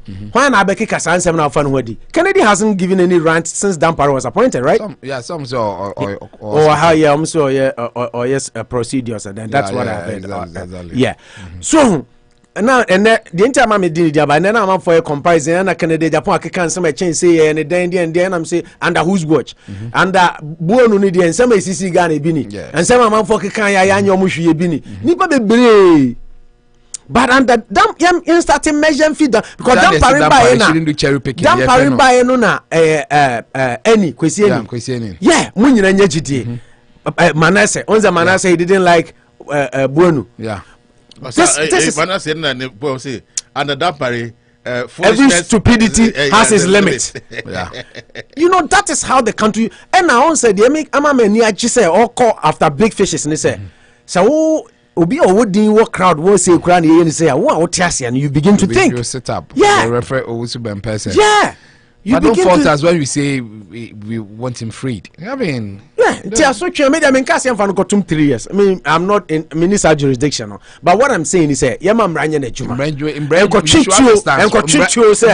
saying you like shata anye juma saying what will be the best for you prescribe some ubisa me catch you say you find na me okay 30,000 per you find 30,000 nanka public service because nanka amana ye we don't call them me dey na me be public service no for ball go abonten all a gukrom public service near so na Apologise saying that we should free Ashatawale for us. No, I said don't charge him. If we don't charge him, we can't punish him. It's just a miscreant. So you're charging him sentiment for no. Of course. We have to press charges to take him to court. Even if he'll be fined, police won't even fine him. Yeah. It still has to be court. But that's why I'm hoping that Dan Paris' job will be complemented. Yeah, and to say don't charge him, it means that why cry or watch and cry jam. About them kakranti between I say funny face there and with the Unim says the poem no. Yeah. Mana said the sack or the bem.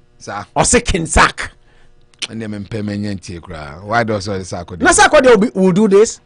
Sometimes yes, what town could you annoy her? Mobeti make a sakodia ya homa so sakodia say sakodia will never stoop that low. Oh, I'm going manasa. I'm so pay, you know. Ope rhyme and nigga cry. But anyway, we move on. Na medical, nice, young, enterprising guy coming up. Now, so don't have your first solidarity.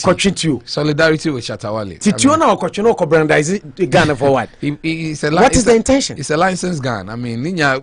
There's some yellow. Some yellow pa. Master me and pharmacy law. I have to be a bully lawyer. We're not a family lawyer now. If I have a gun, if it's a licensed gunner, no, no, say oko demonstration. Why do you brandish it outside? I mean, publicly? What is the use of that? You see, social media. No, you can be on social media. You can be brandishing gun. It's against the law for protection. It's against the law. You can be brandishing gun. Why? That's why he's been arrested. You can't do that. And yet, the fact that the man has even taken steps to arrest and remanded them, that alone makes me open national happy. Manu on said lawlessness in Ghana no I get it. I too high. Half-cooked boys thinking they are way. Me, I don't want to talk about them. So-called celebrities. Some can say drama and say half-cooked. That means you so much drink a cramp unnecessary. They don't have anything to. Anyway, my enka breaking news. I'm Northern Region police phobia kunya accident critical. I'm a nipa bet is I think I'm say me and sans say we na me so prepare serious. They were driving a police. Yeah, I'm IGP Afo plane. This IGP is until country and they don't turn on there so where I know too or say that's a brand no man cross no dey papa inko also ya kokra wontimi nko ba bia but manu put yourself in their family by America cry the president and kabetu ka BBC is here police anyway, public officers anyway he needs people like me to criticize him too so I'll do it for him I'll find reasons to he flew there this morning. It's serious na am tomobo Ghana na ye pentem do bia kiki I don't know why they don't have time unim computer man minimum no pa so unim obo date ni ado the man or say IGP unim ne da ba papa ne be so adwuma no ade a papa ne ye ni nti ono ade ne be ma no ba no ebeto no or say I will name my child after no nonsense IGP for also watch Jesus and offense. Yeah. I mean, unnecessary commission. Yes, I mean. Inti the money he just acted on the man's way say me yep the I wouldn't be surprised they say shatter nim papa no lie. I wouldn't be surprised. No, I mean anyway, let's not get ahead ourselves and wait for the investigations.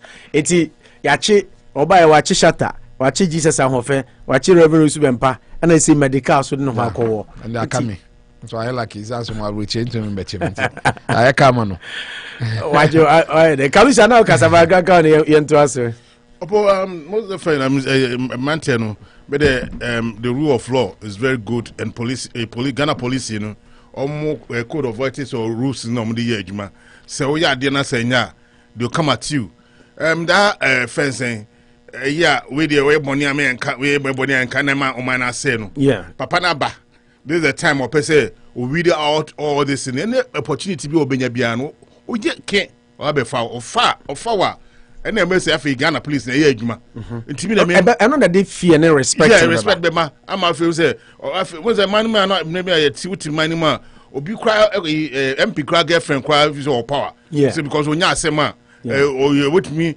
MP ebetumi ade phone call I catch and say yenyini but say no there man fan court yen koko jan MP bi ajo girlfriend we see to me use MP girlfriend yes and scenario man training agene there by nyamia said MPs ni bi wa ha come be from privilege so mo bibi I want to say MPs ni bi wa come be from privileges committee anymore because they won't care any black rasta there who accuse you of some more girlfriends me say be MP girlfriend who say MP girlfriend graphics omuti o privileges committee o MP girlfriend kra no ofi say oye money a obetumi afre a commander of a district now it's me akoko yi no nom de ehunhu under the watch of that parade untu fasa ehunhu nko nobody, as my friend said, Alexander Obin, or said nobody is above the law. So we could money I said man do. I mean, was he thinking? Medical. What was he thinking? Say, who call demonstration? I mean, it's your friend. You can go and do your demonstration. But pull up a gun in a demonstration.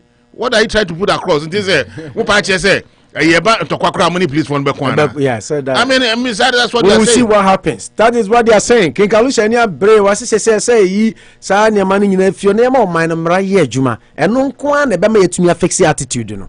Nepotism as saying. Nepotism. Family and no nepotism there say tribalism, nepotism. Nepotism. How many use? Yeah, any politicians see. Or the nepotism they send this for the use tia. Oh yeah, political science. I say we will more be. Akufo Bosuo from Kwana was a salmon and family. Nepotism. Ade dampare Akufo ni dimu nti na mo nepotism. Oh no, that's one related to Akufo-Addo. No, I doubt. Onye related. See your boy. What you are saying is Papa no Ghana police no force no many edimonyam. Na ase kra na ayi apoto kra, but right now no the Ghana police is working. The close law and order or honor the country develop it. And when Jano na mombo na juma se shata ya okay mena me say MPP kra no obi be di semu o na akọchi no say na so bia ka say Afede e hu say yes dan pare boy juma he showed start saying on fast and mama enye na time ko na freestyle show no yeda say say ma super clean Dr. Kwame Mponsani Vernon Women Health Services, Ash Pharmacy, Rashida Financial Services, Dan Auto Repairs, Asamas Trading, Gold Coast Catering Services, 8 Blackstone River Road, and I will open Ghana Adriane di Jollof Rice Bankuni Tilapia Watch Adriane dear Gold Coast one I will say Oba 8 Blackstone River Road. Today we are open for business. Drive through, come get your food. Delicious meal, a taste of excellence is what we sell and deliver. Gold Coast Catering Services. Ye jina ho for enono. Ye de asra kese so ma said the medical cano Rich Way Auto School ono so per driver's license oba no ha obenya bia ma na bibia so atumi akonkan omo nyina daruma no kabo me di dwumadi e de ebramo manu muma yen hwe the last topic na fi me phone lines no na callers no embramo joblessness, debt frightening. Togbe Afede yan linking to Dr. Kofi Amoah. Togbe Afede say the way a Ghana is equal a juma in your mining any ye or mining kana air cosrono ehu a very very serious inti I say ye shenu ye na okasa no can say na okasa wo deba ewo asogli traditional council na ode a welcome former President John Dramani Mahama as part of the thank you tour our Koyewo Volta region and okan asasem no. Or see, the joblessness in our country is frightening. The fact that our young men and women could be out of school as many as 5 years and still be looking for jobs, that is indeed very frightening. Apart from problems of our underdevelopment, the joblessness we are also confronted with mounting national debt, indebtedness to the tune of 80% of our GDP is massive and frightening, and indeed is a threat to our economy and also to our future peace and stability. And only Togbe Afede edia okanye say kaye dino and now Dr. Kofi Amoah also say yen fix your politics no. Also we must fix our politics if we want to develop. Ghana say yen fix your politics no na enjoy the way I hear politics now intimate develop. And then the second part or portion of his interview no has to do with stop your borrow near BD. I say stop borrowing for consumption. We must fix our politics if we want to develop. Ghanaian businessman Dr. Kofi Amoah has expressed that he is appalled by the way some Ghanaians go about politics in the country. He bemoaned that Ghana's politics has been filled with so many insults that no one is ready to listen to what the other has to say on Ghana's development. On a Don Pra ena ekasa ewo ni show a friend say epa ho adaben eso ena okasa na okasa no say our politics as it is presently constituted is not helping us. We have gotten to a point where we are not even listening to each other. Our minds are not helping us. End of quote. Now, our just opposing and okasa ansem we say science son dia and ye Ghana yintimi enko baby na otwane samsono and okan say yes bobusia ni yedi enra aye Professor Lord Mensah Ghana Business School lecturer ewe kasa ansem we na anu bi na Dr. Kofi Amoah also say Ghana business mogul Dr. Kofi Amoah believes the government must not keep on borrowing to offer freebies to Ghanaian people. He believes the government's plan to construct schools and hospitals in the country is sound, but he says the government must change its funding approach. Don't borrow for consumption. We are now talking about building hospitals and clinics in the country. No one is speaking against the building of hospitals and schools to support education, but we have to change our thinking. It is not about providing goods and services as freebies to citizens. We have to possess the capacity to pay for these freebies. End of quote. And Professor Lord Mensah also talk about Enra. Yes.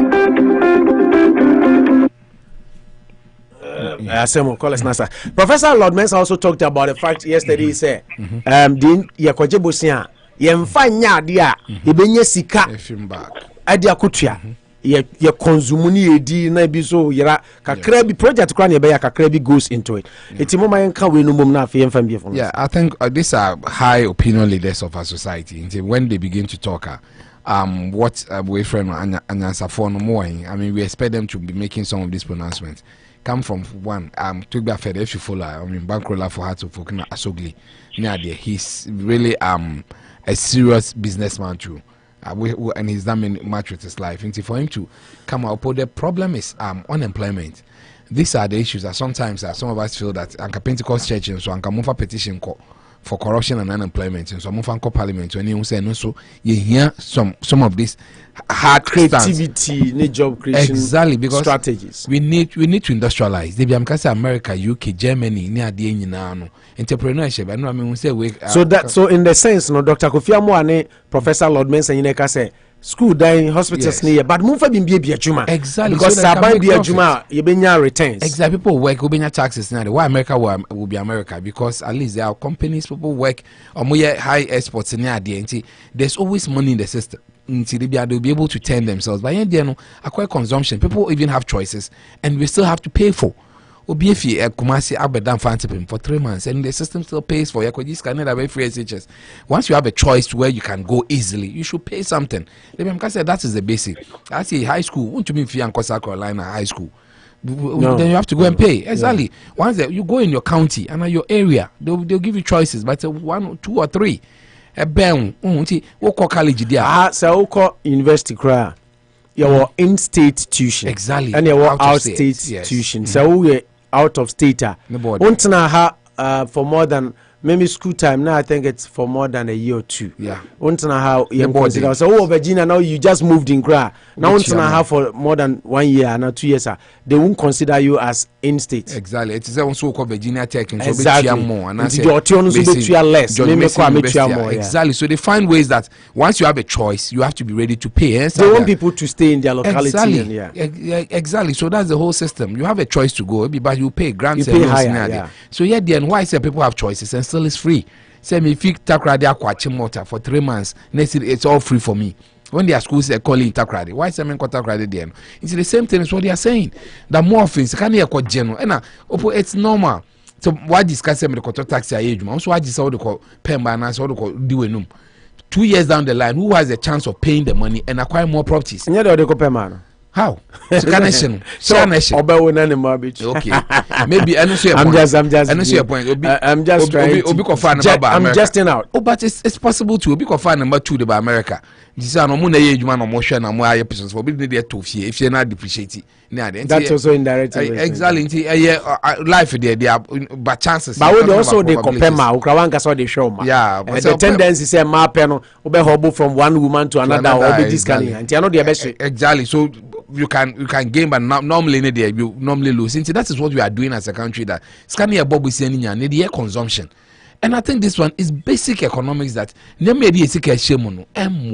to think about industry. Because if a shipload and now you cast 200 porter, imagine that you are giving job to another country. And kasa we apostle could just have people will get jobs. Exactly. So you have 200 and people be doing it, and they'll be more getting money in Ghana. America wouldn't import something and able to end America, unless of course it's for other special reasons. Maybe an iPhone and IBB, then no crap on it, they'll find a way to still come and fix it in California. So I think they're all speaking the same language. Getting your job for your people is developing your country, and developing your country is having employment for your people. I think you develop a strategy in Pana slogan. Say, Juma, Ghana there should be job. If I'm gonna say, a shipload of rice, tema, you should be crying. Vietnam, Thailand, they've been able to grow arable land, so much may grow rice. At their call machine mark or year, Nipa bear 1,000 on the plantations. But here the bao near Koto Yasmin rice in Edi. He said importing a move from America. I call Ghana. Near the way all land and cable to IAM. It will be honum near this. So I think they couldn't have said it any better. Sometimes they only speak now. I call my, you're not even projecting. Yeah. You're projecting here. Bank these two business are still business. And then our science say, Yakasa. Your politics the way I no. That we don't even have ears to listen to each other. Exactly. NDC can sama MPP impeso better crown or famu bibi dia yajuma. MPP kasa NDC nsum pese be duru omo prano krampo no mo pay hit. And an insult, yeah. The politics of insults in the bank. These two people are made men of many letters. Astute in their various fields of endeavor. And say we are only doing consumption. We don't do bipartisan bills. Exactly. Everything is based on extremism. It's a job in the crowd or bar, he will not touch it. He'll be for 5 years. 5 years, I didn't will be wait for say, hey, why then now? We'll be on my like a Commander Sugar Factory. You have a point. Send back on. He should have considered the foundation before the roof. But why do you justify after 5 years? 2016, Alberto sent Bakrona in your raw material. 2021, you are still talking about the fact that Bakrona in your raw material. Can you see us with this? I think we as a people, we should start talking about it. That's at the end of the day, issue mistakes. They acknowledge. None Bakrona mistakes. Okay. Say you made basic fundamental mistakes. Say you built a building fundamental mistakes. You built a house without considering the foundation. At a point in time, you should have considered that, you know what, let me do. Oh, Sam and Kayan Queen, like a Confuseno, and radio near the TV discussion should be about Kofi Amoah, Togbe Afede money idea. How were you able to make it in the idea? The politician. Oh, by some more star chart said, Nana Bane, star chart, no, Bularo, the Ama way. Say just I need the star from there. She said, Nana Bane star chart. Near idea. But say sometimes you don't even project them. I'm okay, and you can 1 2 now. People are more interested in the peripherals. That is the problem. Yes, more analogy. Yes, more analogy. Loans, consumption, hospital and schools, unemployment. Who are going to pay for the loans? Loans,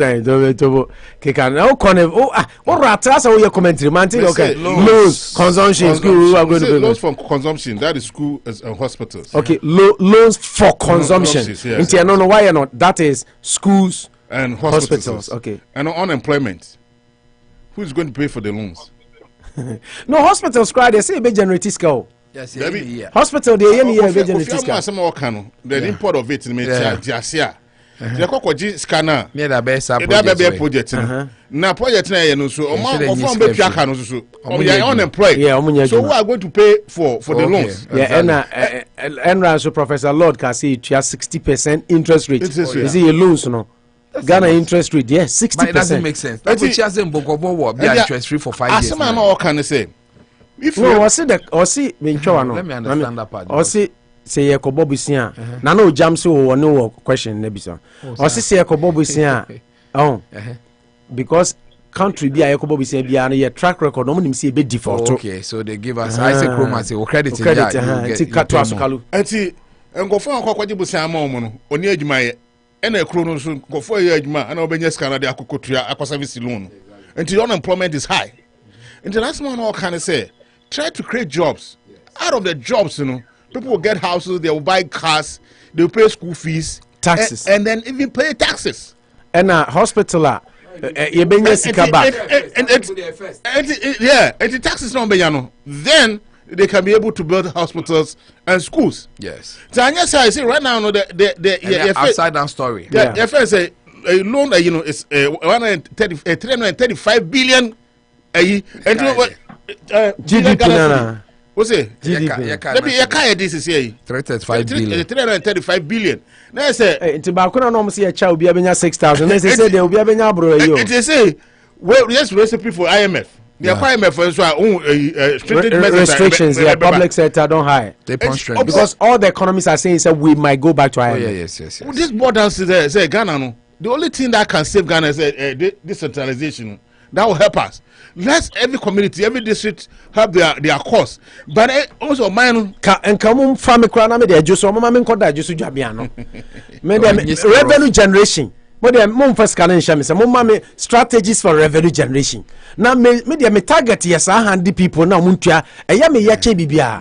Mason for carpenter for mobile dance on crowns. They say still benders. More. Plumbers, electricians, wire of fear muya. No, I charge you boom. Air conditioning installation. And we are just sitting there. The Biane is to petrol. Yeah, Wabru, Kakrea, the Bia port, the Bia inland port, levy for Froba. They say they have Ghana economy in this year. You best same penny for say. It's almost the loan that will help to create jobs. That's industrialization. When they go and do that one, it almost say a crime be or one of those kind of stuff. But a crime, I say, my man tell you soon. They are ready to. Majority Kalo Ombeti of Futon by a problem back one son of Mefa no yes, say. And yet, loan na yakwa genonqua consumption our can share if it's on man penny Kofo Bresson. She loans are yakoji any project ye jegumrem. We don't balance it. Project here to say affordable housing ye can and can only say a repayable because all the dynamic money partner rent and buy rent on betiaka into benye sikadi akutua but yes is affordable housing bebre yakoji busion and ye jijada na gumrem and the nipan team and ye interest on the principal na yango principal no crown it's only a problem how can you develop so you are always schools na KCC schools say colleges whatever schools say generate sika oh yeah your school fees you say kakra enti eno no crown no it's benefiting we might generate money na dia kotua enti that is your problem no enti na oka consumption yakwaji ani abese no na dana kanguram na ska kanguram obedwen say no be invest branch bosia na mo kwaji no e say the man tiani su say mo pa adwuma enti say won kwaji bosia na mo fa nye jobs creation industrialization that help the cost of Ghana so me answer na you be able to build those schools and roads and so on and so forth because wa kwaji ye project na project no anwie opo na enoma no abeja agunwuram na do wa be traso no antoaso a na ye kwakobọ ka o na enoma no so ewuram a anwie e de be pen say bomodi na create jobs no o create jobs no definitely no I'm for more jobs, then more money in the system, more taxes, and all that. And they'll be able to build the schools. More affordable housing, more money. People will be able to. That is the bottom line. Yeah, right now the that's what I was talking about. Saying Kanana, the one thing he should have done was to reinvigorate Kofo police, Kofo nurse, and non those programs. Ne Babaka. say nkebe bua sisi akra you unemployed graduate be bro wa e bi onya hwe nya kra well okay let me just get into it. I decided to do the NAPCO until maybe the NAPCO it's not also helping and me want that make am onipa be bro NAPCO amozi into am kakra nkofo be bro of course yeah anyway na sabre ye chia na sabre so I say NAPCO to be a fia o jawasem ma me fa calls no na yemfa mo adwenkyere program no mo ya mo dia kwasi ususu me kan kire o say I say opo please we don't also men fresh at our lemu celebrities. Most people they are stars. Also men can't show celebrities. Oh, I agree. I say Opo, please we don't have celebrities in Ghana. Oprah Winfrey, Jay-Z, Shaquille O'Neal, my own native LeBron James, and many more. Exactly. These are called celebrities because after all, their money they have created. With their money they have made, they have created jobs, sponsorship, and positive societal behaviors. Yeah, LeBron James has a whole university, a whole community. Well, school, from Macron. Yeah, actually, for free. Yeah, the guys make over $2 million every week. Go school for free. $2 million a week. We no more the amount to now YouTube. Now we see my creative panel. These are famous people. They are not celebrities. Celebrity is a famous person, but it should be. It's a kind of nyansa mwana. I'm more a celebrity because it should be a status that. Oh, jam no jam said there. Okay, mami kokos ndame. Na no jam em na say oh punch bi ade be mama no twa so oti. Wo so anya bi obo ase ama no. Anyway. Na opo mami cha mari choni karuza na some yin cha pan from bonya Mr. Kijomo and afia not to the not coastal. And oza na kamadika oba boas no. Oh ozai. And then America oba boas ya yebo show hanoma ya kwaji linkin stadium ya yemu bi bia yebo promo. Ana also kasa no jam na amana I say mama campaign ya tosu campaign atosu obe yeah oh baba let me say more about that ain't tickets sold already no more be any day omo to ticket dada ni ade no they actually refund and I'm going to you trust organizers no me no cause organizers no mo free cost council omo kika ni MSC ni no market so benya at ya happen come at TV quickly na kwara and so mo be meeting so meeting na nsu asa gym so be a gym pa no ponya go me no kasa ikra no say o tell us you about nsu na to dia den pa I was still doing my bobo ni na I send that to so and then so na nya to opo me somebody be me kaka ne say maybe o ma bogu ya me who blogger na ada hey ma pa ni sana di lo ya sabo ya no ko hene ade we na me smart nya ma ombe ya ka medical be bo show na akombe ya na anadwi nko hene wa yede Oba ya mo chira ka mo ba timi su for say wa hene me smart portrait to be cost hey na o jam so dey o dey nu for there wa di kan ka say wi ase enema o dey say wa di kan ka o say wi ase enema mienu na ope o say nu for na dey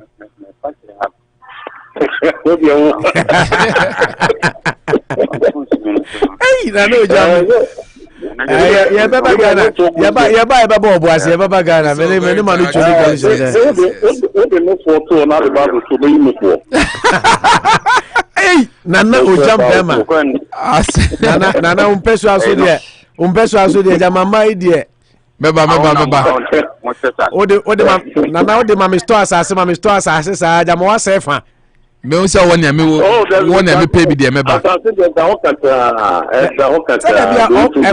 emana ombeba onchen se nana ma eba binya container no me masa se the hostel ule man for be university on you see to no e won sa se na bibusi the hostel only problem kiosk bi ani ma just of we do my guess some be nya 3 years and then nana ma bi na NC hostel ni bi o hoy opo da ho me so me no ka say ye out bibia petitions igu omo ya ta ho juma omo tuti asase na ma affordable houses as one now can opo petrol can buy akomo ba ho e dey a chance say me brief ni ade nyina ba yo normally affordable so as be on Amoah. Also, you can both get Amoah. I'm so okay, nano jam Manu Chwa konta bi hwe on Facebook. Your friend Eko Abiu. O se ubetimi ni Manu Chwa nante papa na Manu Chwa de a ope. Ono ni Manu Chwa free school. Ena Manu Chwa de ti ni nua bada.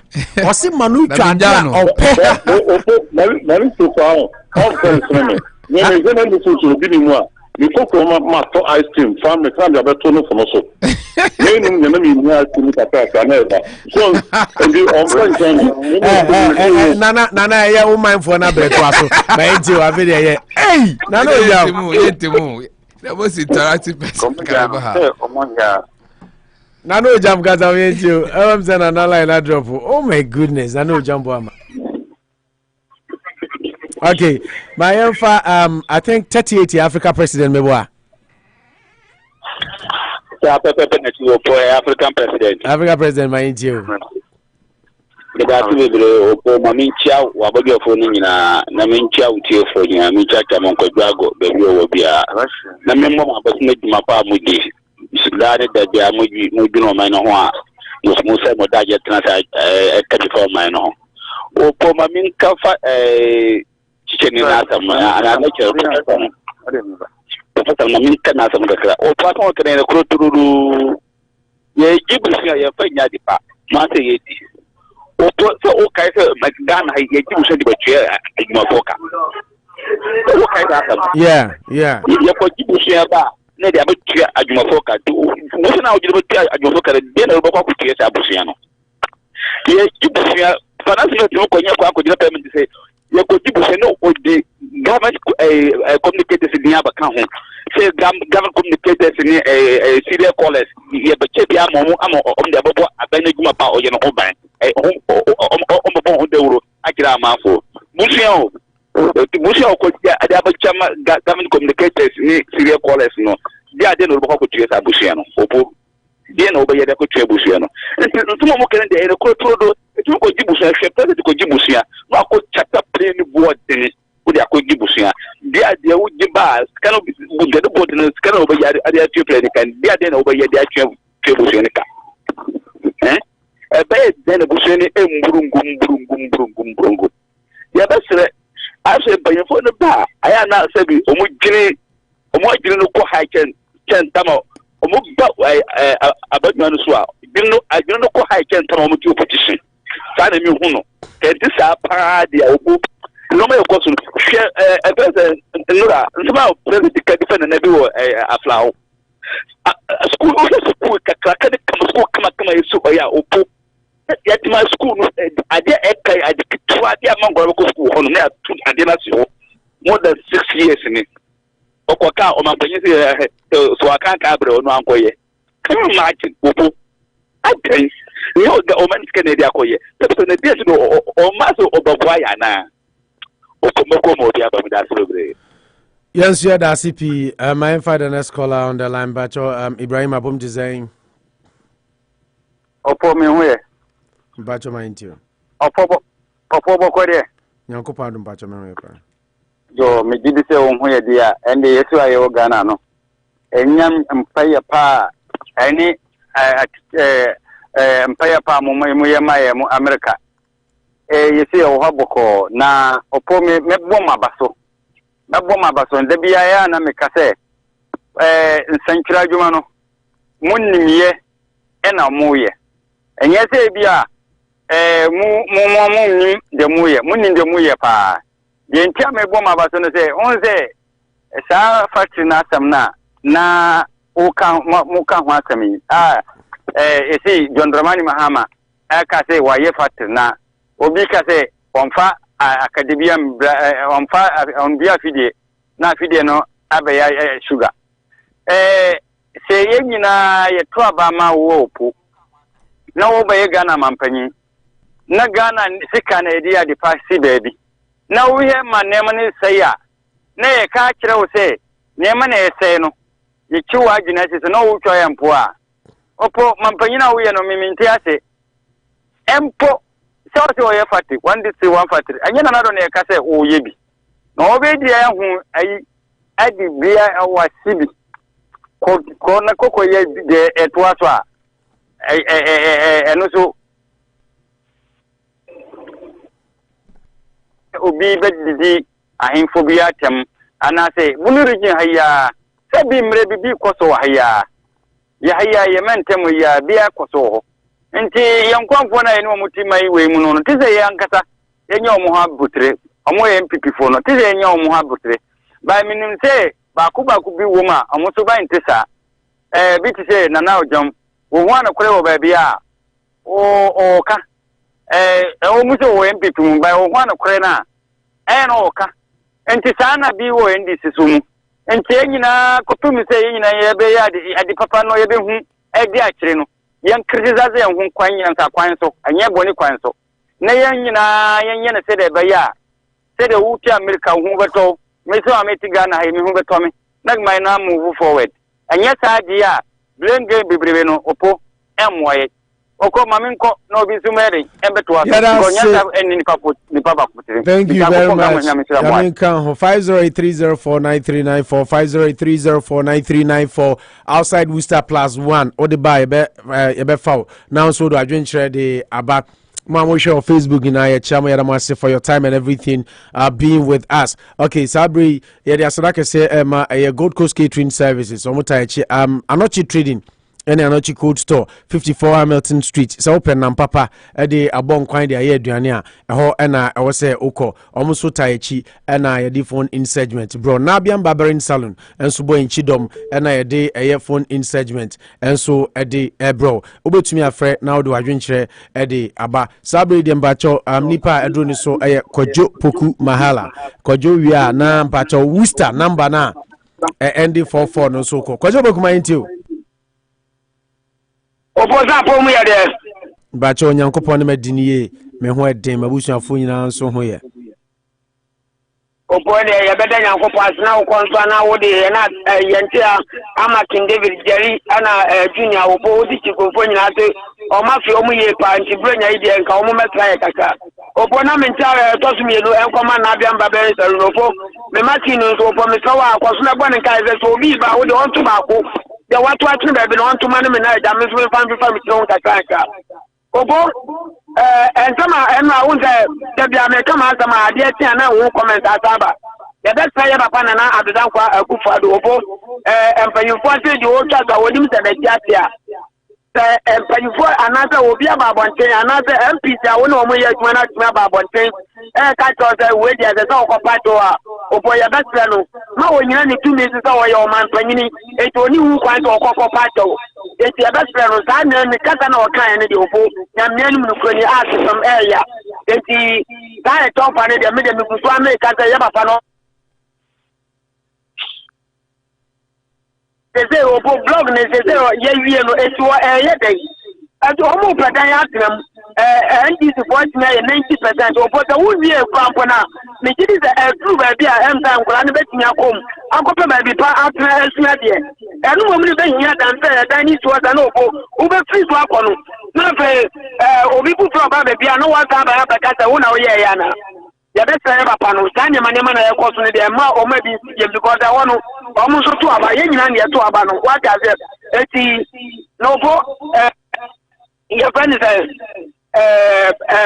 medical and some na ekoso no that is some na ekoso onu kwa de na ko yin pa de onu kwa de e ke daily straight again kina ma be kata o pota ya afu na ka o kwa papa to say yin na de no so che da de to wo kwa chuchu etu na wo pa to ma na wo kwa chuchu ne ne wo so ba to che de etu anu ne 5 days na e de ma no ko po ne so na se che ma ne be onu kwa remind kwa be 3 months ya be say the exam na ko so Ghana yi dan den se mo obo ya be say IDPO ye wo mse wo kuso wo ye aduma but that spend that 5 days no 1 week no go me de no hu ne se so eti onu so so ma no hu ne so na wo ko so eni pa boni fo na o mo ha ye obebre pe ni nya obo won ti o mu nyina na after the year fata ebra bia e de o mu di obo eni o mu ni na Ghana ye enfa wo di obo mu ni nya me nya aduma Nyaminka ho Kojo Poku Mahala da simbacho wa wo Worcester 544 my radio no volume nko from kakra ma me na me feedback Pacho we another debate suko. Hello. Yes sir, Pacho wani. Pacho Sam Danzini. Opening Pacho pom ti say. Radio Namuzo. Nyameni edini daddy mami tio. Yo, be se me kakakra. Efa ohene no de no. Efa school yi block no e de no. Okay.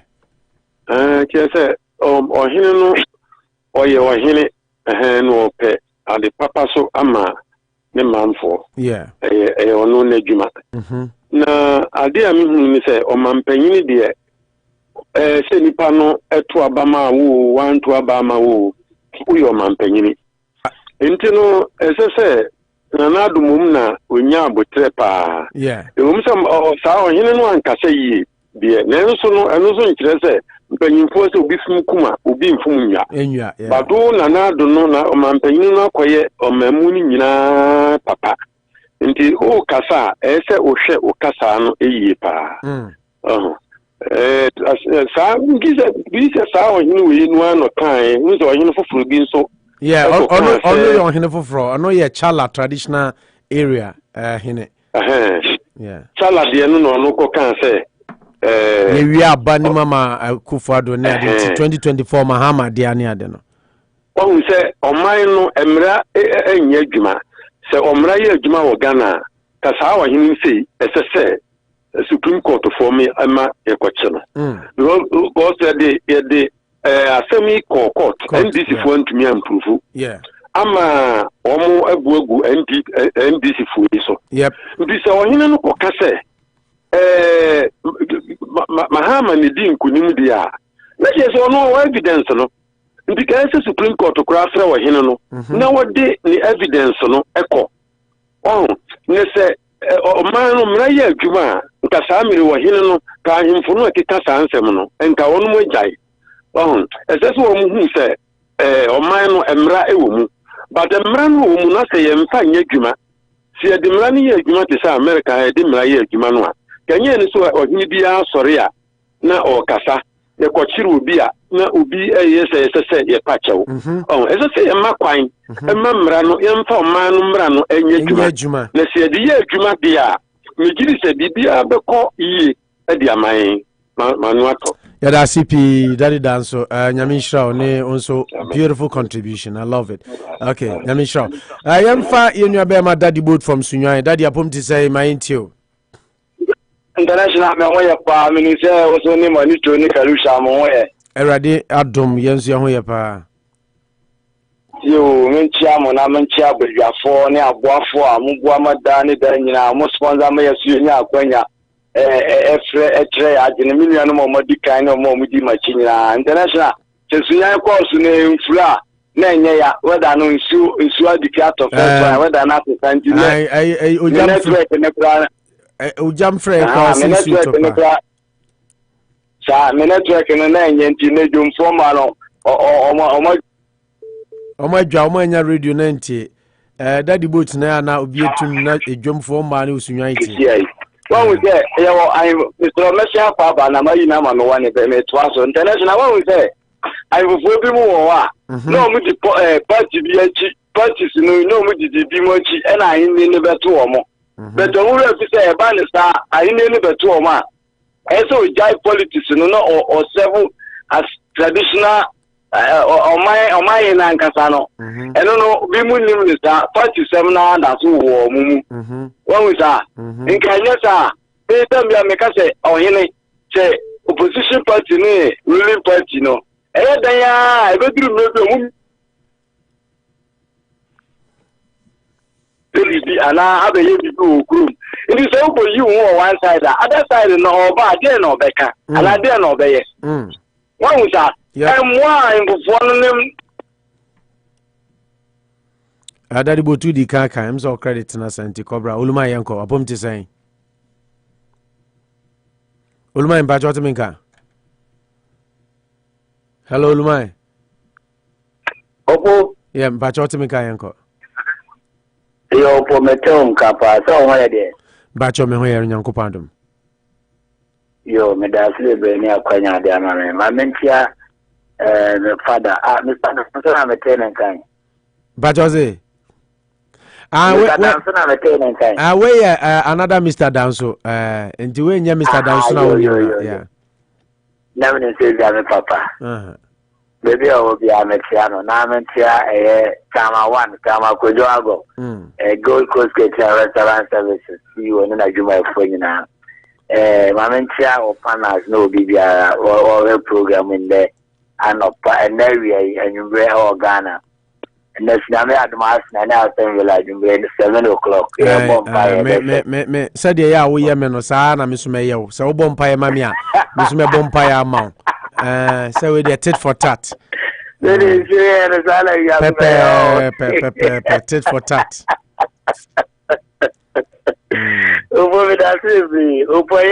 I am for 7 days. Some of the baby by the medical months and 7. I can say I did your buy or start your boy Juma. Or boy Juma Pa. Now, baby, I'm a person or dinner, Juma Pa, Urapa, or so for now. Or Moshem Comboneno. Oh, so for Ashem come say Nancy and Ray, and then Madame for bigger quick, which you see no more talk about what say Fanny Emanuela. Was say Yamia Yasran say Patapa, a Patapana, or Bobo, Shatawale, some stone boy, heaven or man, Yankopan for man, Comonco heaven. And I did then send me a day before we so position come say. Patapa, we were poison and same be like, although you can't say, now say, yeah, maybe be found one, open the normal for one day. Now, a batter so I net so, the things that I give in so the man I may park was also for no motion come bonena, save your mom bomb with cream upon edition come diet, say, dear papa who's in pa. I did. Sotuna media Abel. I thought the cat who's been partners to come shower better. Say, and Yamiaje, Akunyano, a free Nana Akufo-Addo and some, and I did before some Yamandis. The first some come shower say, Abraham, you know, quite what them say. Yamiaji, a year Akunyano, a free or some and some Yakako Martiniano.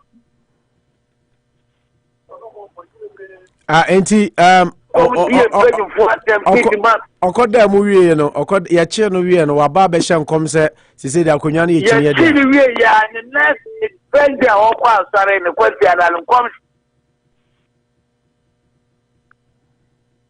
akonya na free o sono ne nsam de akoma chinye ela me se ne kan wow etino asofo no so mo hye nkombo ne masa ne ma na ba so because you had so be hye nkom say 18 shatawale bi be boni tuo but that did now question that come to be boni tuo why le be boni tuo why be ti na fa no akoboni tuo ni aka so nkom chana bam oh je wo na jeje ni wan omu nyina say ye ka na nanu masemu and now so for organ na nyina dom wa wura amanya semu and the Badukobi Kata, Obian, the Badukobi Kata, the commission, Yami, NDC, commission, one a mano.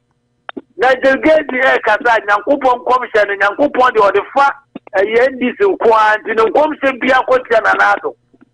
That's also been Pani and that's for the Bishan Coma, or Moon commission in Azit Yamahama. Now, tell you we are by them and now we are designer, who made this out for way. Eti aji kina namo wasati ya wotu na sinze omoya sa ebebo andra medical uko yese free shatawale no ako yitu na odi yewe and I'm ready in the last 2 weeks or 3 weeks a plus ayebi yeah ati se na aji kina omunya enyeye omunya mfani enma na kunyana kapa eti na want to take that action no afia so as nega so ye recently I think they feel now the so-called celebrities, no, or measure how or measure to Omanamo. Because Ghana, who was the guy, brand new, yeah. Ghana, yeah, young foreign Amra, 8 years. Can it be anyone who Ghana, I am Regino? Let's say, Yahuda, yeah, and this original, a year or central region, yeah. Communication, yeah. Send by a money bill. Yeah, we talk about so. Yamani bail, but men are the yes, I don't know, allegation at the room as well, and Cabere, Yadaya Caminia. Can't farm, yep. And can't farm, That's a man who could send you about 1 week now. So 2 weeks near the man. Your man 2 weeks. I'm so tramu 1 week na week na yako you know. Some tramu 1 week. Ya come on the base. Yeah. So what you say? And Ghana no. Who knows that? Who knew what? Who was them going what? Who knows someone when I problem? As don't come by be an oak working as a far. And here for no more now. I'm for a man I give almost more times can follow. And so they here for Oco Bank of Crack or Bello Crack at Claria. Bill a popo. And we are going to Wafano. But you can inquire near the Amano. One know what you can and then a bamboo penny for opposition penny for me politicians. I could almost give free. Then the party or power, the party new power contract no never to can or did it. We know me the DNA. ATM penny phone about penny phone about Mumra, a bit now for my savvy, yeah, for and no the prison in Papa Bretawa or Munya from Soviet Canto so. Or cry and say, what we are near jail in the 10 years. We are pointing near jail in the 10 years. Now will be a no the zero by Quaka zero better you know why 1 million no Jenna yes so you know money a man remand. Okay. Buga Pele, your money, your partner and what if you and you for Buga Pele. It's just two time I did pin for some nasty form. Akufo-Addo appointment by 4 years Ghana in a year born about here. That I did pay or didn't buy and also be a born about so. I think so year back appointment bad maybe I get that yeah, right now minister. Yeah.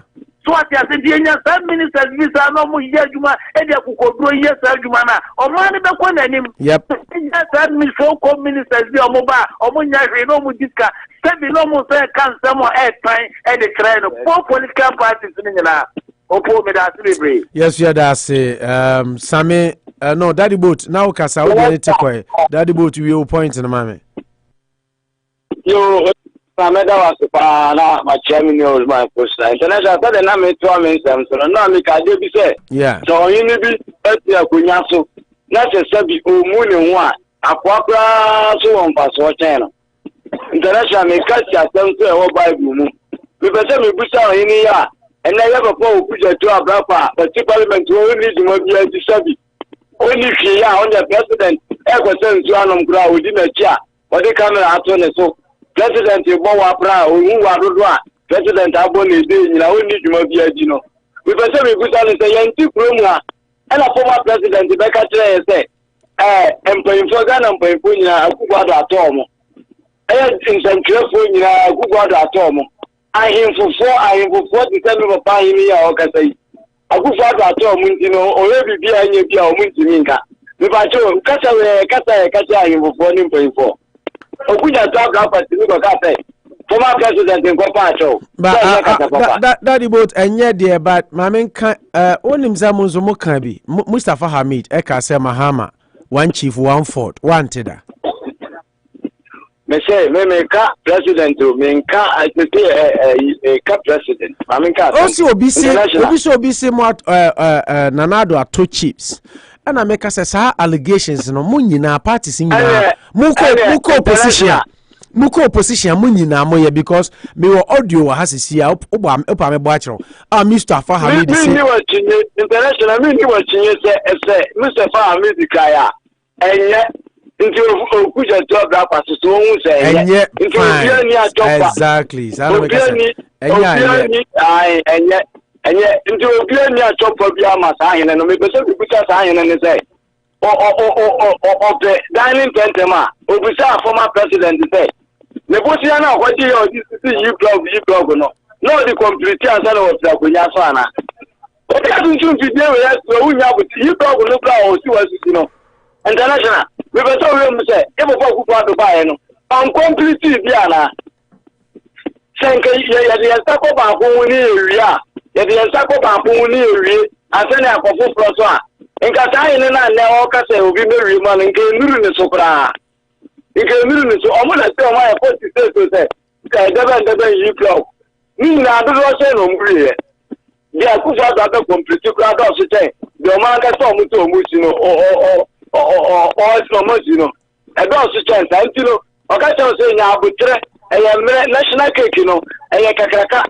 Sika ne ba ko ye twa ne kakra nti miru so twai na wo di a deadline be to say one mo bi say end ne wan onye nwi a be say ono nsase na oto no hu sika ne de no de ye go gru no ono so o be ye de ne nka kwa mani kuroma na for mu just de no ye go gru na ane o de nte ba bi aduru no ya wo say akwa to say obia de ne wa hihye nti na make us say wo person ye politics na you wo ni efesi ani e wo say efesi me dem wo chiti say MPP ma Ghana ma nye chiti e wo ye papa Akufo-Addo amamu mi say don't pay ni person. Okay, Daddy Bo times online. Ni ba be jina ni ba da ni be jina radio sika say wa wi o man sika manaka don't pay but Akufo-Addo nya chiti tutu ye nti say na o so be ya de wo chiti wo ni mu so be ya me afia to an so. Inti so mama ni kifiti no namne ni phobia omutusu no o margin tari ya omu ke asema woka che wo ina woka se ya sisiri no ya sisiri akura do mama o se kasa we nya kasa se wo ina wo thank you very much so na ya ndi people man kwa la people ni so ala okay inti o ya phobia ni bi mu yo mu kasa mu yi na stomach na ya do so mo mu de mo furu ni nam no ya do so pa nyame ma ye china that's obia so jo so same yanko apom design obo nyame do mo yanko ante na ye kwakuka weekend ni so na munso mo ye bre na mabre to ka se mam se didi kanza me comment am so nyame aduma this weekend nem se me team we Madrid ye na kono ye ne ba so na e classico e ba so na ye sra ga de fe o mo ye ho ban na en kunde ko mai na Kwame coming so one say no na make us asim way and I say no man since Chatawali asim way paye I've been punching on that say ade we are esiro and careful for the buy addition there but one we say obi ayan fon so ama police asha so ni mu edene famara kwan so no hwe de medical so akoya ma ono so akodi nzensem ama wakosa police for edwem so eno na make no ena na urumeka no emera no efede bi na temera no police for we Ghana wo wo for ya na yesi police for din tin no na you aya omo wo bi no so obi e star obi e popular obi e whatever say dey hu ha no dia such a person no say bibi na eno dey we should free him because maybe obi ni ekoye nsemu bi a police for kochi na no sorry ma kogu e say police headquarters say no obi ni no vote me ye dey obi ni na be politics obi ni na rest ni dey be politics so any this obi kakra bi na so obi sabi nsemu and nsemu na say police for nsa so ni mu a na ya Ghana for no yes sympathize say yen da no na yen ni meanwhile we can the gravity at the end of the institution so this mean for so but yen say the sentiment no na abora ya dwemu the love that we may have for the person abora ya dwemu not knowing the nipa na yen bia then na wo ka fa say enye until next time no say the na kwanso na ya di am afoforo from some medical so ade ansa me sumendura ono so ko ni zema ko twitwitu ni ade wo eyama ya che no so yamfanya defend there nobody is above the law not even the president himself ntino yana ya hwe enoma bi so that they are obedient mu a yenhwe ni nsem no ni yemponche no se wanye ni yie na police fonso de ne fama kwa so ne man de nafa so that they chere bi ofofo so enkoye the same thing opo mami for we try to say eyame ya say Akufo-Addo respond or the more here and na people are talking about that your call has been put on hold. Please wait. Your call has been put on hold. Please wait. Sami Kasayetio. So as I say, we should look at it from the two angles. Who you're going to say and Kofo Amoah Kobby Mensah, Dr. Kobby Mensah, we didn't see them talking. When the king said that, or in any case, I know, who's Uncle for you say, Kafa, the or Henry Kayan, but Akufo-Addo Superman reply the cans in Bino. One will say, I know the year condemn me, one will say, I need a summer patch. Oh, we shouldn't be hypocrites, Ghanaians. So, but maybe they may kind of say, like I said yesterday, they should be very careful the way I'm person who do politics. indeed okuje to asmo kan we don't pay our taxes to the king or hineno Aflao hino say him but eno nche say hino so kata keke so yen hwe dia asem na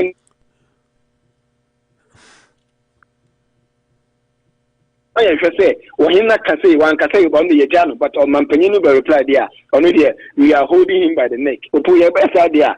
Say an agana and a because why. Samin oil car, dear no kaya, and yet, Chala Hinenko. Only a different, only internal make us a Chala Hinenko, and a Winsonko, or Aflao, your car. When am I when am I 2 months, yep. Yeah, or man ultimatum while I say. But no make I say he could have on the could be put in a very good way. Ebi and can call yourself or ultimatum or share what they should be. Okay, yeah, that's something. Then my cat no hunting. Name phone couldn't be any yes, yeah, that's it. Number 54. I think this should be how to file, right? Yes. How to file a yanko? Did I see? Before they decline, Yanko Poncho, and Pedro Nyo, from my. Maybe I was very much with Pane, my Ghana, and Conan, Pagui, and Kayuki, as a Majuma Swing, and Kokawa better for my Duncan Kalusha, and a Malutu, and Kokaya Chama, or they are no American in the for, then coming empty, I see to Haruna, and in it teacher Murus and war. Now, incoming national organizer, the Chief Yamin, Bimaba. Then we are Jenna Ablakwa Kaya Airborne. Jenna Aflao Hineno, Ekaya Pa Airborne. Opo de Yankana Kuramanyami. The education echo to Ghana. You see, classroom you are young color echo double track. Facebook grab is in there, a bin you. Humanly, Babian Colando Mutilato. I had it. Near school then will come a comma. As you hope, going to a two any sibo, any jetta, in a coma, Brian Kola, every no up here, fighting, every man Krumwa, Musi one country, wire bonnie. Then I'm come to say in the into my sorry, and fighting money, the Krumma for. In the leadership, I leadership one.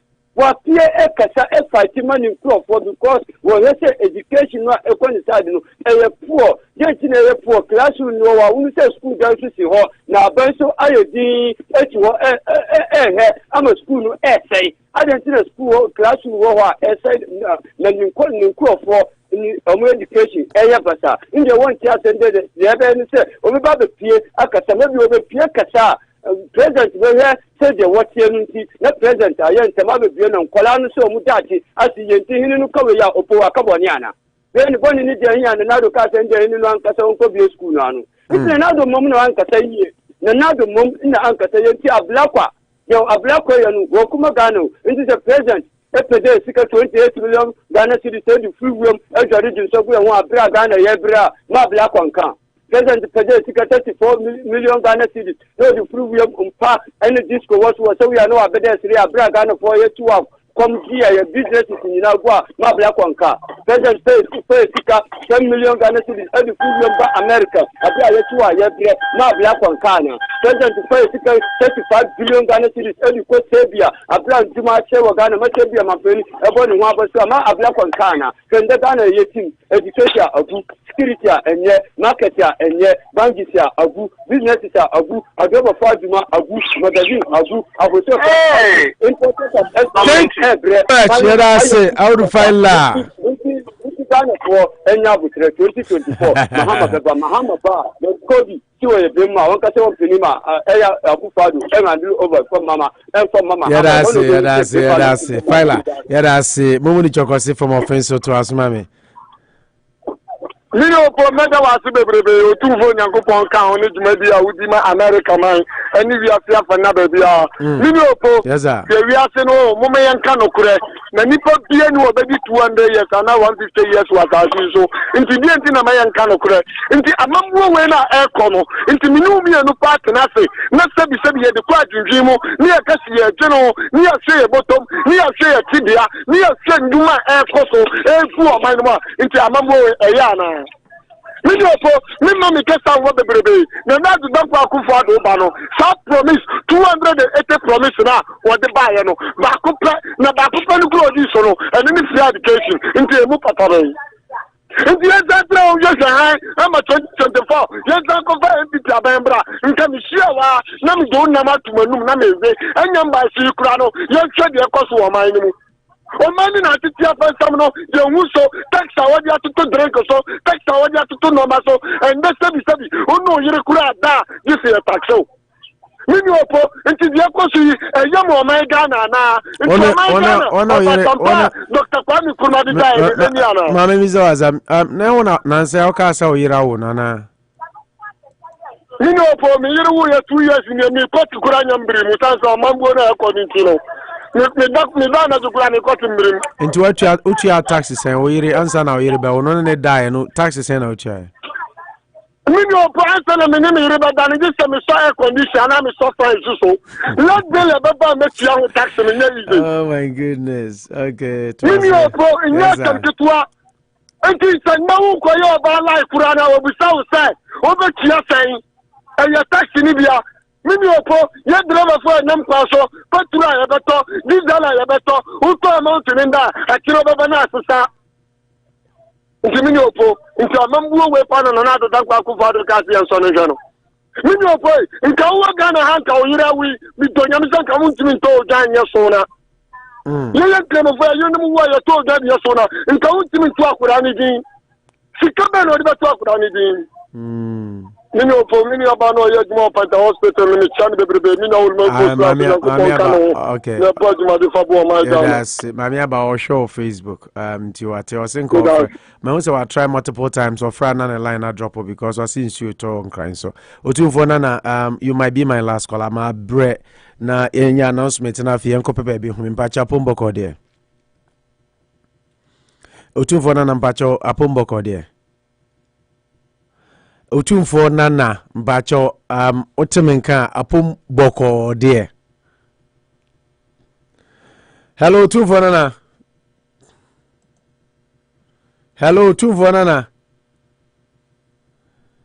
minim so otumfo nana se wadaw senso oyeden friends are onte obaso amefa no na wachira na adwe Unity Radio 1039 said e kan no enche na yedi dwumadi ni nyina ba na wi abusua akasi manso ma memfa akwanya we so na yenda mu nyina ase for the week nyame adom na otwene kwa wi MC otumfo na afede minim so otemenka otumfo na pacho otemenka me tonka pa na bia me wono me pekime benchi dede wo bonti na me percenta na ajin okay yeah ti we dey mo ma me encha mo na me ma mo e ma pa mo ye na bia me ka se kasapawe Gideon kasapawe we no wo ka e de abutoye mu na eba yep ya ye himfo no ye sere mu muhia bibi ampa inim se muhia bibi nanso so no se wo de abotre ekozongwa unya abetepa edi ye sere mu munya abotre na mo kasa inim se mo wo baby amoto mo abako nanso so no kasa no ba ya yensusu ema no enyeshi omampani no ye omampani a ohwe omani nyina so kasa kire no basa wakasa kire omani nyina ti esre mo mamu ni mo political party affiliation no echi bebre na mo mfa gufu enkeka nsembia eni kwanse mo ka emma enipa binom so timi nya kwan kasa tia mo esre mo enhimfo ye bu mo ye fere mo ye de ni die emma mo ti mo kasa monto mo boase na ye ne ye die kire nsusu no yintimi enkasa kasapa ohine kokase yesisi mahama yitwa 1 million vote egu mu asama akokota aba kire se kota aba asem na gu na wo ohine wutimi kase ya wanhwe ekura na ye man bia emra ye adwuma so de million di kan no ko ohine ko gina Supreme Court dada ti yesremo mumma yemra no enya adwuma ana sa omo mu celebrity ya chi obi anu mako gina ye dede free one free ekua people free satawale free one tesa mwa na mutu na mo fix the country mo pese system no e work na fe ye pese ye ya ma system na work so mo amu ye you fix the country crow ya san e ko gina wo say free asomasi free ho mo be wo se mutumi ja san ni ma no so mo pese mra e ye adwuma na o man no etimi gina ne nan so na 24/7 system ni ye adwuma de a emra ne ye adwuma mo nka wanu ntum amra no enye adwuma na o man no so entimi move forward yes ramu say NDC o say MPP o be bibi nenye na ye ntimi anka ne ye be defendia politicians in sa no mo de be yo na obi ba no o ma commentary e na ho we ya say minni adwuma kura na NDC for no omo supporters no omo ya MPP for ba ye aseye omo mra omo listening nyina na mo fa mekire na ve ye tie ye hu say enkofo yin sema omo kai na ye no kure na ba urugu mu politician on no ko di na chi a 10 cedi 20 cedi 1 million no the amount but no building family no build bio enti ya mama yesu sun defend omo na ye defend ye yanka say ye right say ne be ya ye ne ma ene ye nana no da chensu so bitimi aye bright me da wase uni nyame nya adwuma yenso ye de nyame da wase otumfo na for your message. I Unity Radio 103.9 abusua me pama chaw mintumi mfa call bia bio nti safi na ofreja mo amofre no your time na so we have about 4 minutes me fanye announcement edidi so quickly nyame yadma kwesi ada ebey me maame eye Mary Champon ye ba oye ne maame oba penin eye maame Akufo-Addo 1930 to 2020 ye maame inyamfi ediokron 90 years and into oye memorial service any Thanksgiving our Presbyterian Church of Ghana Mount Zion congregation area Anopa Nonkronkopim area dumino the church service and then after Presby baby functional hall no obetana reception and also from 3 to 10 p.m.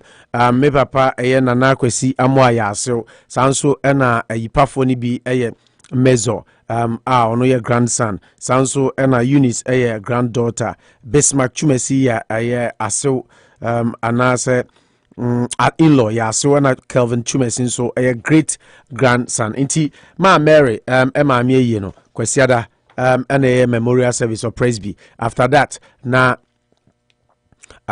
wa tenase wo Presby for asiho sanso na nyame aduma eyi kroya aye kan enu abema Ebenezer Mafo ba ono so se yemfa 2 weeks afo anim se nyame aduma ono so oye ne maame yi November 6 our Indian Center 6 p.m. to 1 a.m. Ebenezer Mafo say yemfanto manim ne hokani Monica Oparibia nti Monica ene okunu say yemfanto manim nyame ya aduma sada mekano Ebenezer me mate was Worcester State. We went to the same school university ne maame oba penny comfort abna sewa ye maame enyamfie edioson enson 77 years said them di kan aka na mesi so ano nyame ya adma 6 no ye no India Center dress code black and white sanso and on the Sunday no obekwa aseda sorry our Lighthouse Chapel 120 Mayfield Street Worcester MA. After that sorry Anopa Sunday no which is the 7th no 10 to 2. Now after that no I say reception dress code near all white refreshment after church 33 Navasota Avenue Worcester MA 4 p.m.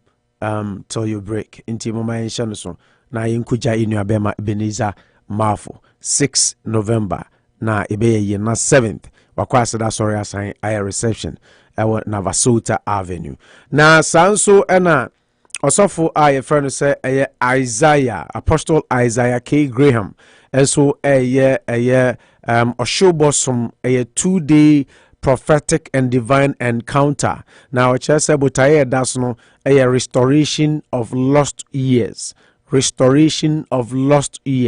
Authority over time and season.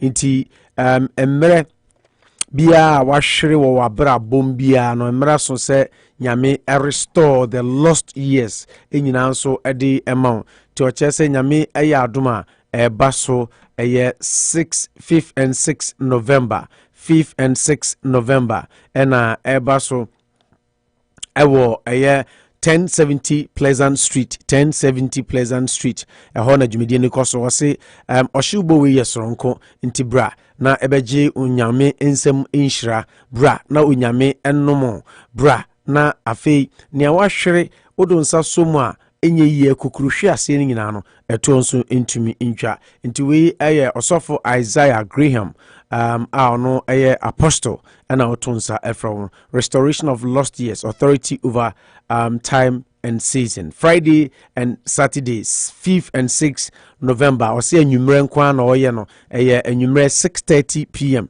to 8:30 p.m. 6:30 p.m. to 8:30 p.m. Inti mama yen so say the power that heals all sickness and diseases, or how amania yarewa bia fabra said ya twanika semo amoaso amoni so abra momra na mesuemo no or say 5th and 6th or 1070 Pleasant Street bra na oje nam ho ba ofie ba so wakwan mu abusua. With that said, na hana brebe mame kwan na yedi dwumadi nyina si Dr. Kwame Amponsa and Vernon Women's Health Services say oyo ba na primary physician, primary doctor bra or no na bebo oyo bi awa ben awa pomuden ensemu se de yaka na yabo no ho dawro no onim de nti bra na omwa or specialized in women's health would focus on female reproductive system or deal with wide range of issues including obstetrics, pregnancy, childbirth, menstruation, fertility issues, sexually transmitted infections, any hormone disorders, any neomaka, BBFA ema apomodin ho de Dr. Kwame Amponsa na meka mfono de amount. Nano na meka segana for ye wazoye titru mano or a practical MD but specialized gynecologist. Inti Mr. Wasi omoye gynecology obstetric services, emergency services, medical follow-up, lab test BBR for Dr. Kwame Amponsa 508-459-2706 508-459-2706 usika 722 nyina so fadan yinu aba Rashida anane obebo abusia mo Facebook we thank you so much for the massive number we have on Nyame Yadma Monday yanemu bishia ene aha ene brebe ma kwan na yedi dwumadie ni nyina aba no awie Nyankopon ya adom na so de chen na yente yetenkwamu a na yante boni bia adwada yebesan ni mo ahia near the another edition of your most listening to morning show Unity Radio's Anopa Bosuo with your man Opo National alongside Manucho Magandi Gaucho Margarita La Molina and of course Ken Kalusha and so Eddie Abremo. Yes, sorry so na me kai Chelsea fo nyina se me pa chow me ya announcement we a check by nemo ma menye so ye Chelsea ni now Worcester, Massachusetts, Haya, Lemon Star, now surrounding towns. Now you die hard Chelsea fan. You take Chelsea Supporters Club of Worcester. You register officially with the Chelsea Football Club of UK. See a COVID-19 in Kobby, but we are planning on traveling to London, time permitting, and of course sicknesses permitting. Any conditions, make up pandemic conditions permitting. Or you call UK. I mean, as I say, have a life. Sometimes we need to take some time off. Now we enjoy what we like. You can Chelsea matches or Stamford Bridge. And Chakra, your official supporters club page or Facebook. We have almost 1K. We have almost 1K supporters on Facebook. But more Worcester joining and WhatsApp page, so that you can be part of the bomb matches as well. A chat group, very interactive. A whole day, it's join the Chelsea family, the Blues. Come on, so we move Chelsea ni pa die harder. Part of fan brain. Now I'm fan to platform so now in to support to the team we love, the Blues forever. No oti announce aka kire onua na onua so aka kire nua uko Facebook nso a no ahwehwe Chelsea Supporters Club of Worcester.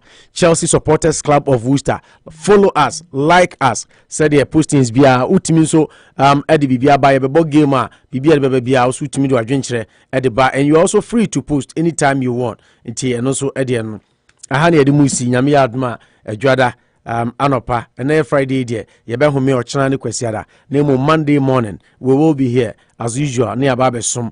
Inti someone to me can be my but before me call no Christopher Amankwa kwesi ada we by your birthday inti yama happy birthday Amankwa my big brother happy birthday ti wa wunim bia no Amankwa birthday Sunday ti na wa wish no ti Amankwa I mean wish you we ansana yakofa news no. Happy birthday to you, happy birthday to you, happy birthday dear, happy birthday to you,